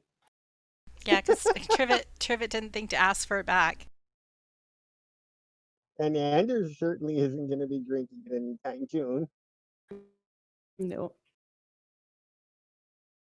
Hey, there may be a wine cellar, a whiskey cellar somewhere in this house. Okay, so you've got the lizard folk sorted with rooms.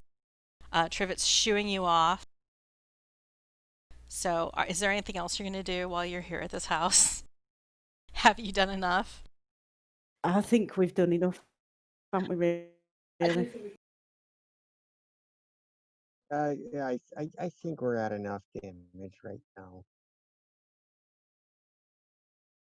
As you exit the front door of the Anders estate, you can like look across the lawn and there's the gate surrounding the estate, but the main gate is open and has like the kind of guards there. And you hear some yelling and some hooting, and you see some horses and donkeys kind of roar past the gate in the distance. And then you hear some cries from people, and they're like yelling, "You know, the bandits! Lots of the bandits! They're getting away!" Well, shit. About how far away are they? Well, they were in sight temporarily, and you just saw them riding south through town. So south, not west. South. But where you are right now, you are like nowhere near where you were before. That's true. Yeah, they'd have to go south if they wanted to go out the You're road. to the north part of town, and all the roads leading out of town are across the Sharkfin Bridge. The quickest way out of town is crossing the Sharkfin Bridge and then heading west on the western road out through the main city gate, past the guard tower where the prison break happened.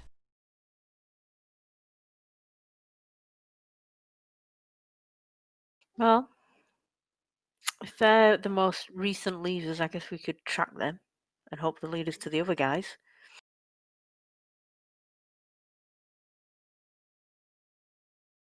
Well, Uh, what I mean is, as they were going by, approximately how much distance was between us and them?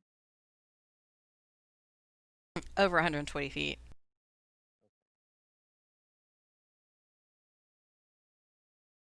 That is the correct range, but I don't think it was the correct spell you were thinking. It was like 120 feet at least to the gate itself, and then a little bit Oh, okay. more when they were passing by at that split second they were visible through the gates. So with every passing second, they're getting further and further away. I believe we were offered some horses from Craddock. Yeah. Maybe we should go and take up. So if you give chase through the roads, you see the horses are significantly ahead of you, and the donkeys. There's a combination of both. There seems to be 5 total riders, and they're mainly just kind of like running around. You see townspeople kind of dodging out of the way in the distance, and it's hard to keep full visibility of them because they're somewhat they're so far ahead of you, and sometimes the buildings or tents of the market, etc., block your view, or just the rushing people themselves kind of getting in your way.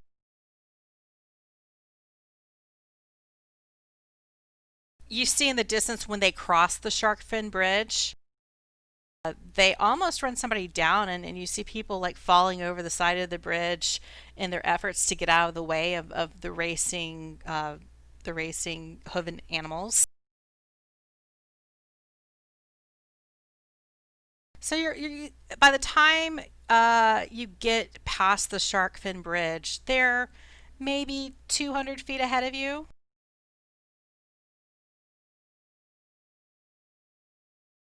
And now we're just in pursuit. Right. You continue heading as they turn west. They seem to be headed towards the city gates. And they're riding. You get to the point chasing after them where you see the kind of the scorched shell of the wicker goat. You no longer see like the dead horse outside of one of the houses that Stiiv dispatched. It's the body's been cleared away, but there's still a collection of a couple donkeys and horses that are leashed or harnessed or whatever you do with horses. They've been tied to posts and stuff. Oh dear. The horsey things that you do to horses. Yeah, we'll just lynch our horse to the hitching post. Here we go. They've been put in their horse cubbies. There's also a stable by the guard tower. By this point, you see the horses have moved through of the bandits that are fleeing the city have moved through the city gate. So you don't have any problem like running up to the the guard stables and saying, "Hey, need some horse flesh here," and they provide you with 3 donkeys. You quickly saddle up and give pursuit. The road kind of winds out of Saltmarsh to the west, and you notice that the way is rather craggy. There's a lot of rock outcroppings. You seem to be kind of climbing and then descending. It's a very hilly area here by the coast, and the road truly is winding. You don't necessarily have good visibility all the time as you try to chase your quarry. You ride a couple miles. They're fairly far ahead of you, but still in eyesight. Finally, you reach a point that's a bit of a straight stretch of road. As you approach a tributary of the Crimson River, and I am going to uploadify a map. So you'll see 3 donkeys where you are. We will. Yeah, I thought I shared the map already. No. There we go. Oh, there it goes. And the banditos you are chasing.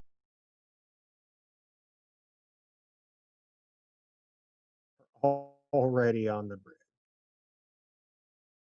So on the whole, the coastline around Saltmarsh that you've ridden through is rocky with a multitude of cliffs and narrow sandy beaches.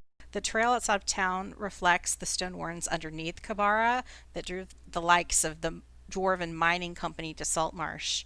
And it's been winding the landscape, making sea travel by and large a quicker prospect. You can see why like it was easier to jet up the coast in your jolly boat to get to the lizard folk than to take the long way with the road.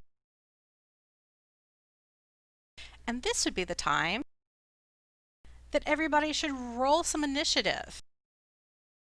Uh-oh. As you chase, riding your donkeys, you will have to make some animal handling skill checks to see how well you control your animal and how far you're able to chase after the bandits. Okay, guys, if this is anything like the sexy lizard races, I'm about to eat shit. I can hope that this guy does as well, but I doubt it. It doesn't. It's going to be slightly different from the lizard races. Oh, my animal handling's crap on No, this I mean, game. I'm not proficient in animal handling. I have no wisdom bonus, and I'm poisoned. I'm And about you to see, eat shit. you have gained a little bit of ground. Like the closest bandit horse is 165 feet away. So they kind of range from like about 165 feet to about 200 feet ahead of you. So you've gained a little bit of ground since you took off after them. Each square continues to be 5 feet. Cardinal directions are the same. And I think Shaefira, I'm going to temporarily, no, I'm not going to. You're going to be acting as your donkeys. So I should maybe move, I should probably assign your donkeys to you. And if I haven't forgotten how to do this, I had you guys roll initiative, but that was inaccurate. So reroll initiative as the donkey. I forgot to tell you. Yeah, I'm going to assign your initiatives to your donkeys that you rolled. Normally you depending on how well your animal handling goes is going to determine whether or not you get to do additional actions. Otherwise, it's probably just going to be movement. I just noticed like your donkey initiatives are mostly better than your actual initiatives. So everybody should have the proper initiative. Shaefira, as always, is first. Right. Okay. So Roll an this animal is- handling check. Okay. Right. Hang on. You said the right. squares are still 5 feet, didn't you? Yes, squares are still 5 feet, and your donkey can move up to 60 feet. Or it can fall over. All right, so you rolled a 2. You fall off your donkey. I can't even say it straight face. You fall off your donkey. You don't take any damage, but you're going to have to like remount your donkey so you don't get to move this turn. Okay. Okay. It's going to take your entire turn, like, grabbing your donkey, getting it back under control so you can mount it again. Right. Okay. So I managed to get back on my donkey then. Right. It took your whole turn. You fell on your ass, off your ass, had to spend your whole movement regaining control of it, and then mounting your donkey again, and that was your turn. Brilliant. Okay. All right. Bandit, one bandit horse, their horse buck, and they only get to go half distance. There's one of the donkeys, though. They expertly handle their donkey, and they're able to dash. So they totally like get off the bridge and around the bend. Now, Stiiv, you get to move your donkey. Roll an animal handling. Okay, here we go. Oh my god. This is gonna be fun. Oh, are you still poisoned? Yep. Yep. Yeah, we You really didn't should tell have me I started. wasn't. But is his ass poisoned? No, his He's ass is drunk. not poisoned. No, but this is me. But it's his controlling animal my ass. handling, so. That's true. Yeah. So, unfortunately, that means that Stiiv also falls off. Thank you. I just pictured it. I'm really sorry, Stiiv. I I did, pictured what was first Shaefira falling off her donkey. And then immediately after that. I would like to point out. I would like to point out that I called this 5 minutes ago and said the first thing that's going to happen is I'm going to eat shit and just dry heave and fall over.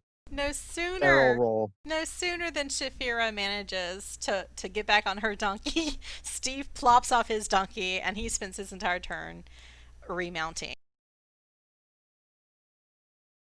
Pay no attention. I'm tempted to lash myself to the donkey saddle, but I anticipate that just making it worse and getting me dragged. Kymir, it's your turn to try to control your donkey, so roll animal handling. Kymir! Poison all my friends. Much like Gizmo,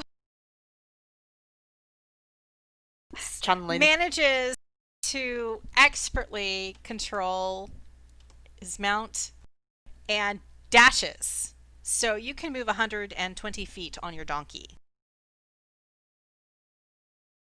120 feet. Yes, you rolled well enough that you get to dash. So that's... How many squares is that? Oh, hang on. That's like 24. You can use a little arrows. It'll get you definitely on the bridge. So you can catch up, I think. No, wait, I guess you don't quite catch up, but you're like... 120 feet, yeah? You gain some. 120, yeah. Can we not ford the river? You could conceivably ford the river. Oh. Do you know what? I'm going to take the direct route if you want to consider that. Well, I don't know. I keep falling off my donkey, don't I? So just thinking somebody who stays on the donkey might have a better chance of getting across the river. So you've gained some ground, and you are now within in less than 60 feet from the straggling bandit donkey. But I'm all by myself. I don't know if this is an American thing or not, if you guys got Oregon Trail over there or not, but like never ford the river. You always lose wagon wheels, or at least 3 oxen. One of the bandit horses, some of you can't quite see because of there's some bushes in your way, like Shaefira and Stiiv can't see because there's shrubbery in the way. But Kymir, you see one of the bandits, their horse rears up, they take a spill, and they seem to be a little bit injured. They aren't even able to mount their horse this turn. Again. So they're going to have to use some of their movement to remount their horse next time. Okay. The donkey that's closest to Kymir on the bridge seems to get a little bit spooked, and they rear. But the rider maintains control, but they're not able to make as much ground, so they only move half distance. And then the final horse of the bandits. No horse rear end, nothing like that. They seem to just move along a normal distance. Now, at this time, I'm treating Dave and the Squintin like you've left them back in Saltmarsh. That's fine. Shaefira, it is your turn to try to operate your donkey, so roll an animal handling check. All right. You do much better this time. You think you might have gotten a hang of it. And you have controlled your donkey. You give it a little spur with your heels. And you're able to dash with your donkey, so you can move 120 feet.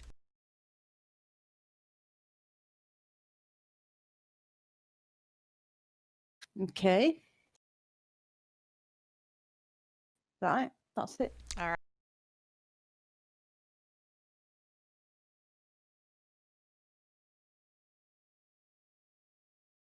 That's a shame I didn't roll that in the box because they were really good numbers. Oh, God. And that was my punishment.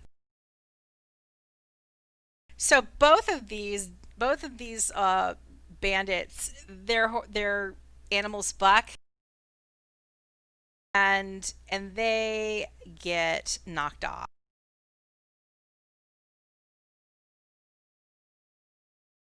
That's horse 3 and donkey 1. Donkey 1, after doing so well last turn, they're a little bit tired from being forced to run so hard. So they resist and they buck their rider off, and that rider gets damaged and can't manage to remount this turn. And I said bandit horse 3. They got knocked off. They were able to remount, but they don't get to move any. Stiiv, animal handle. All right.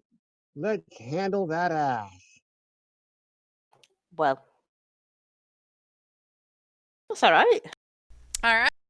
14. 14. There's nothing wrong with a 14. In fact, you're able to travel normally with your donkey and move 60 feet.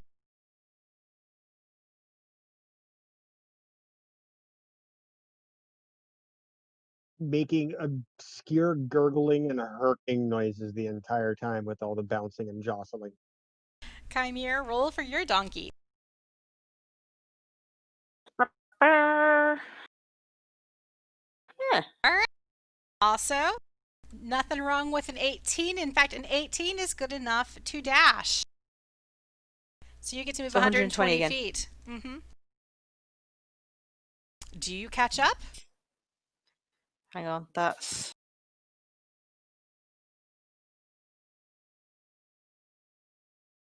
trying to move my pointer so I can see it. Right, so that's 40.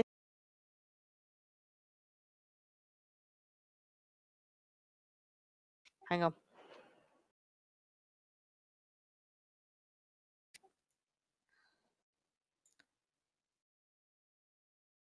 Right, so that's 60 So feet. 60 feet will bring you flanking one of the bandits. You can use the remainder of your movement to try to do something like jump on their horse and like knock them off. or because you are proximal, you do have an opportunity to try to attack them. I want to attack him. So how would it work with like? I suppose I could just do. Sunbolt, Yeah. or can I hit him with my scythe, or am I disadvantaged with that? Yeah, you can try to hit them with your scythe. You can try to Alright. whack at them with the scythe. Feel bad attacking the horse, though. You do. Well, you hit the it's fine. We're treating it like the horse is actually the bandit. So like if the Okay. horse gets brought to 0, that means you've like knocked the bandit out completely. The horse is okay, unless you like roll a 1. Oh. If you do a nat Okay. 1, then you might hurt a horse. No, I don't want to hurt the horse. Right. Okay. Or if you like explode the bandits, you might explode a horse as well, you know. Oh wow. Okay. But do 10 damage, and then do the save to see if the lightning effect happens.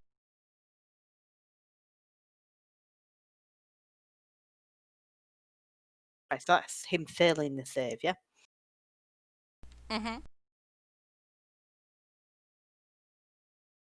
And you drop that bandit off of the horse, and now the horse, no longer with the rider, just kind of starts to slow its run, and then it goes off kind of like to the side and starts grazing on grass. Cool. And that was horse 1. Munch, munch. Right. And that attack used up like the last of your effort to move on your horse. Sure. So the next 2 bandits have a chance to move. Actually, Bandit Horse 2 is using this turn to get back onto its horse.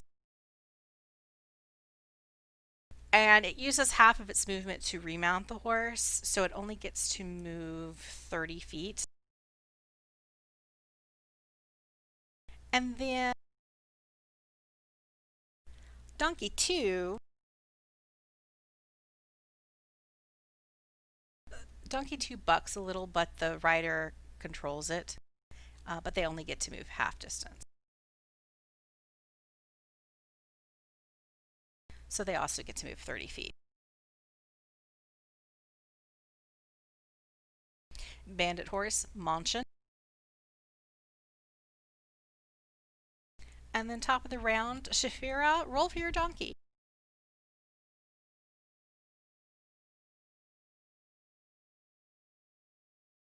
You get to dash 120 feet.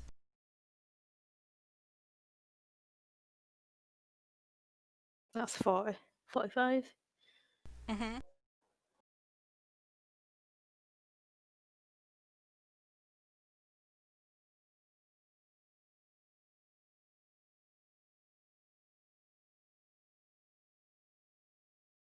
Hang on. She's managed to lose a map.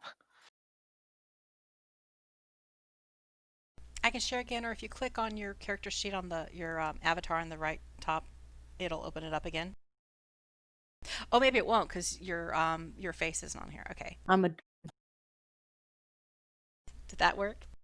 Yeah. Thank you. Because you're a donkey. Well, it doesn't open up automatically. Yeah.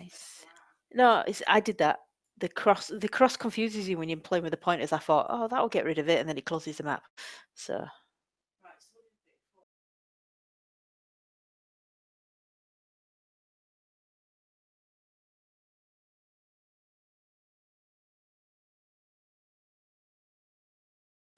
Right, she's up to 85 now. She's up to 85. So she's managed to cross the bridge, and she still has some more movement to make. 120. Unless can I like do some miraculous firing of my short bow from the back of a moving donkey? What do we reckon? I kind of been doing like you have to really catch up with somebody and have movement left before you can do an attack. Okay. Otherwise, you need to roll a 20 to be able to manage to ride your horse and Okay. do an attack of your choice.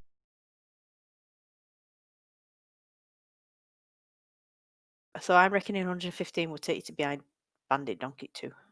So you manage to catch up. You have a little bit of movement to spare as you catch up with Donkey 2. And that Mhm. allows you to try to stab them, grab their donkey, make some kind of maneuver to try to uh, manage that Okay. bandit. Well, since I'm right alongside, of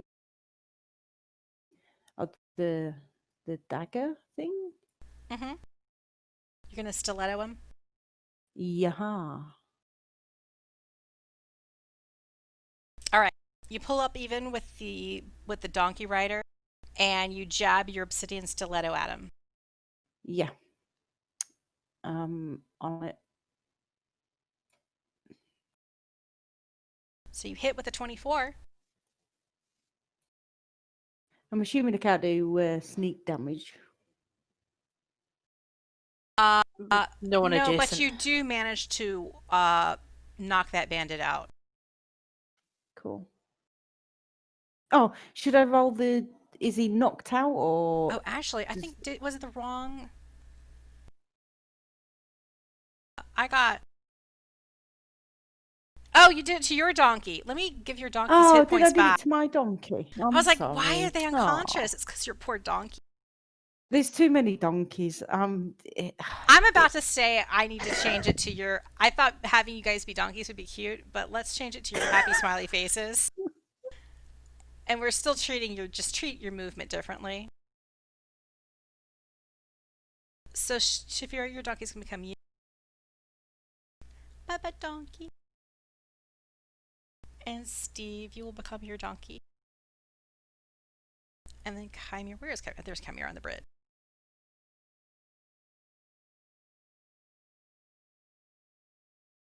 Kymir, you are your donkey.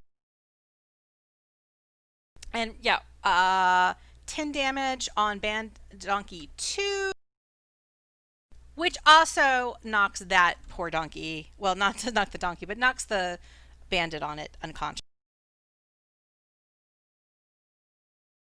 So that donkey freed starts grazing.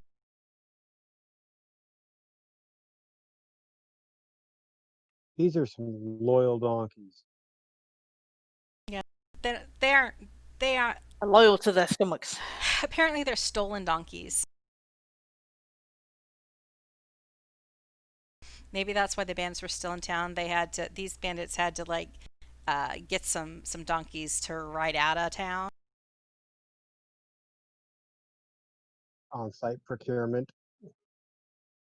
So, but there are a couple bandits who get to try to move and run away now.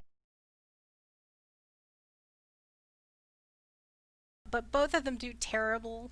They both fall off of their they both fall off of their animals. So Bandit Horse 3, Bandit Donkey 1, they don't get to go anywhere this turn. And now it's Stiiv. Handle that ass. Stiiv, you don't do badly. It's not the worst. It's not the best. But hey, you still get to move 30 feet. Your donkey just bucks a little bit.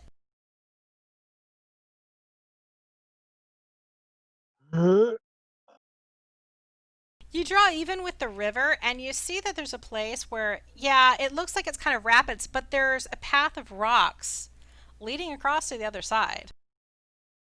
How's your acrobatics? Not happening. I accidentally was opening some. Kymir, it's your turn. Okay, so I still do animal handling, yeah? Yes. Oh no, I fell off. Yeah, you fell off. You're after riding pretty well, handling your donkey. It bucks, and you're caught off guard, and you fall off. You don't take any damage, but you do spend your turn remounting your faithful steed. Okay. Do you call donkeys steeds? I I don't know. guess so. But hey, this other bandit, this one gets bucked as well. There must be something in the air here because none of the animals are moving. They're just like, I don't want to go forward. I'm not doing anything. I'm ready for a break. And nobody moves anywhere.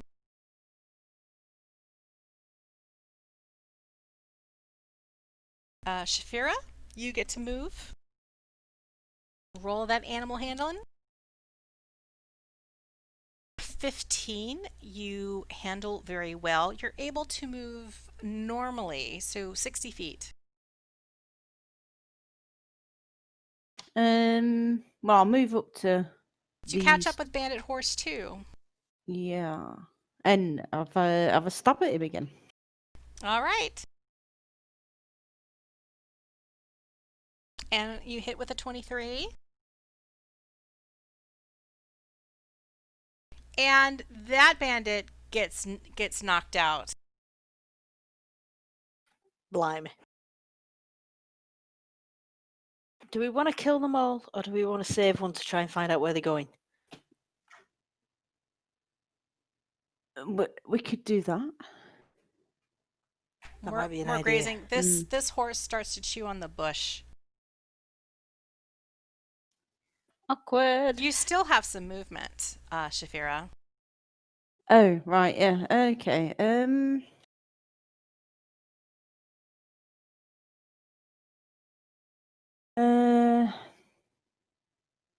I guess I'll move.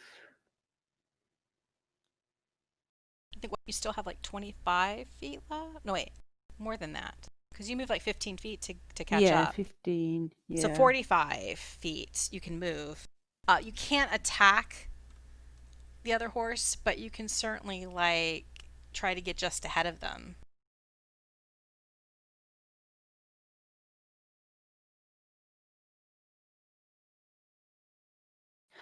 Yeah, I'll move there.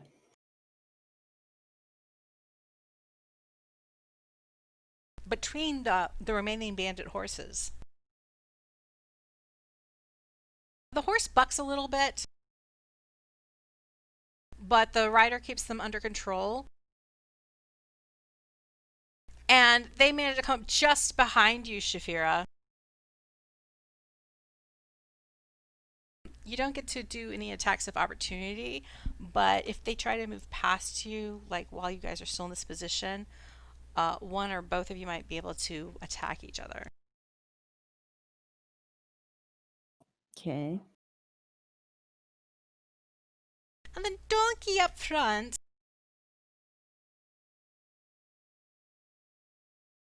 Donkey rolls okay and gets to move normally.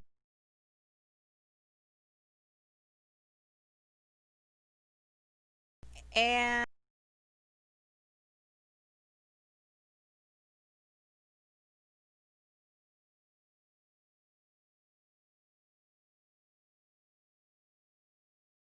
Stiiv, handle that donkey. Okay. Here we go. That's Yeah, such a good roll. You don't fall off, but the donkey bucks. And you manage to stay on, but you only get to move 30 feet.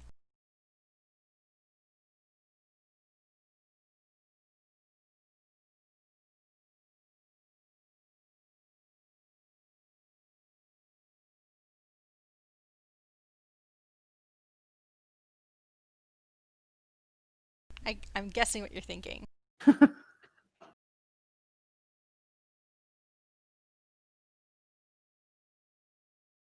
Misty step across the river and get another horse. Well. oh no, that wasn't what I was thinking at Okay. all. Are you gonna just kill horses for fun now? Well, There's. Oh, is that why he's green? Yeah, he's green. He's a happy horse that doesn't have a bandit on him anymore. Oh, so the only one that's left is the one next to Shaefira. No, there's two. There's a donkey that's way ahead, and I then think the we should horse by leave the one that's Shaefira. way ahead. Oh, holy shit! That one way back there. Okay.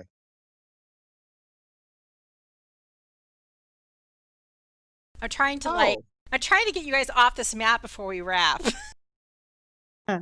And I feel like we're really close. Tur he turns to the left and goes, "Oh, I didn't see him." Yeah. Oh well. That That's donkey's moving like lightning. It makes you think of yeah, simpler yeah. times. Oh, he's really gonna be moving like lightning in a minute. Or 6 seconds. That's my turn.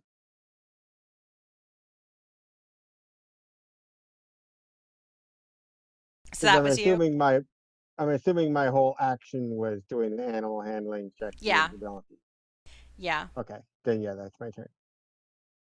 Kymir, handle your donkey. Okay.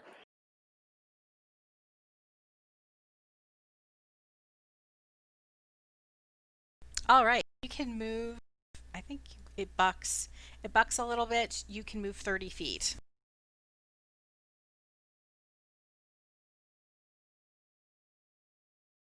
Okay.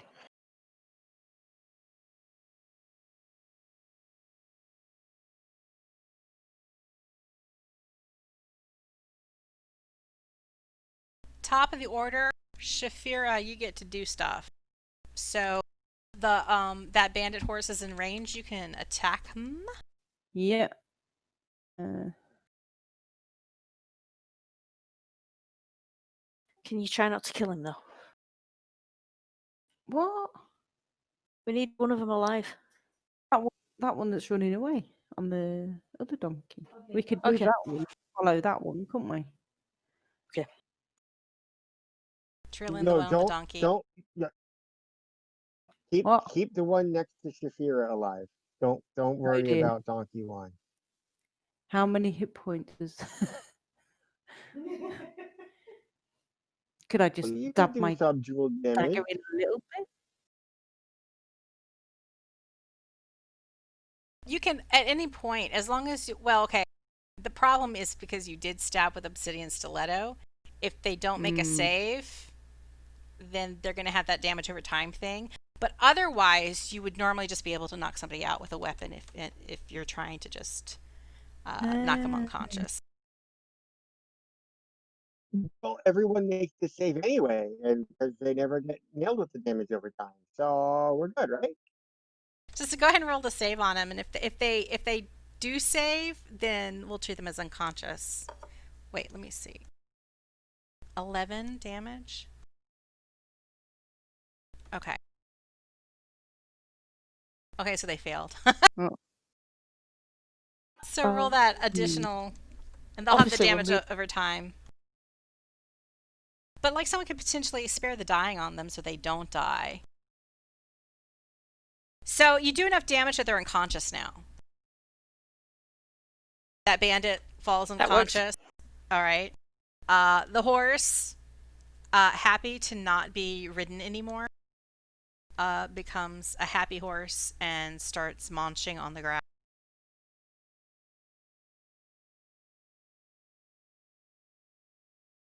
But you got an unconscious bandit. Let me get a bandit. Or let's just assume that there's an unconscious bandit with Shaefira. Well, can we pick him up and like chuck him over the backside of my ass? Yeah, you can like stop and get off, dismount, and then use the rest of your movement to load your donkey with a bandit. Sure, let's do that. Time up. Yeah, tie him up with my little bit of rope. 50 foot of it. Your 10 feet you're trying that we've been trying to use all campaign.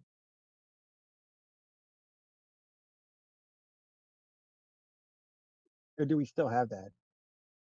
What's What? that, sorry? I'm about to say the 10 feet of twine we've been trying to use all campaign. Yeah, there's a 10 feet of twine somewhere. Oh, Is yeah, it? from her thief supplies. Ah. Yeah. Oh, string. Sorry, not twine. Yeah. Do I want to time up with string? Sounds like Mm. it'd get out of that. I'll use the rope.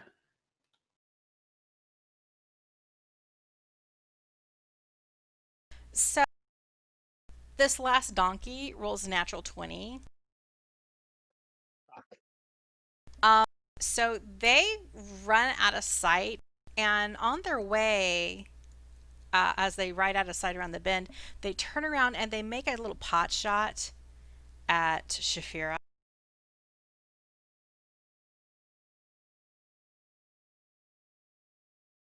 So let's see, do they hit? No, a 13 is a miss. So they shoot a bolt at Shaefira's direction, but they don't hit.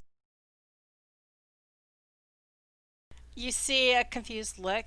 If you could see that far, like for minute expressions, you might see like the rider of the donkey kind of start a little bit, but then they ride well out of sight.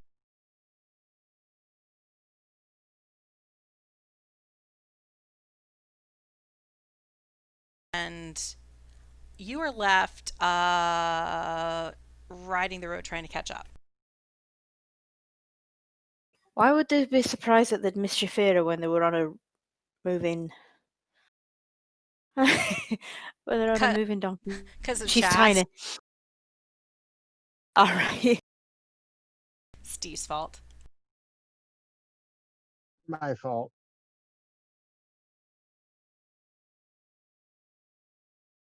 The last thing we need to do before we wrap and move on, we will.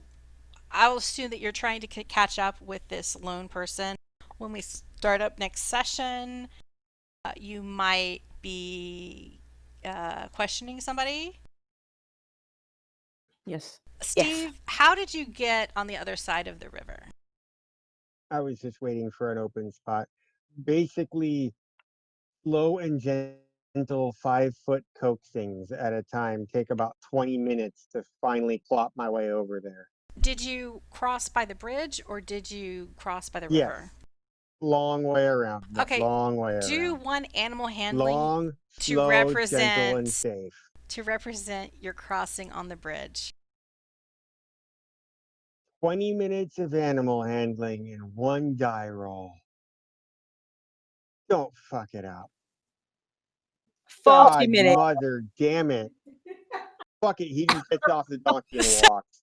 when you are gingerly trying to cross the bridge, you step on a loose board and it flies up, whacks your donkey. The donkey rears, you don't hold on, and not only do you get thrown from your donkey, but you get thrown into the river. And you take 2 damage. Just kind of lay in the river for a minute, let the water wash over. Yeah. Tempted to just take a nap. Glub, glub, glub. Nope, I have water breathing. You hear the whispers in your head going, Stiiv, this is no time for playing.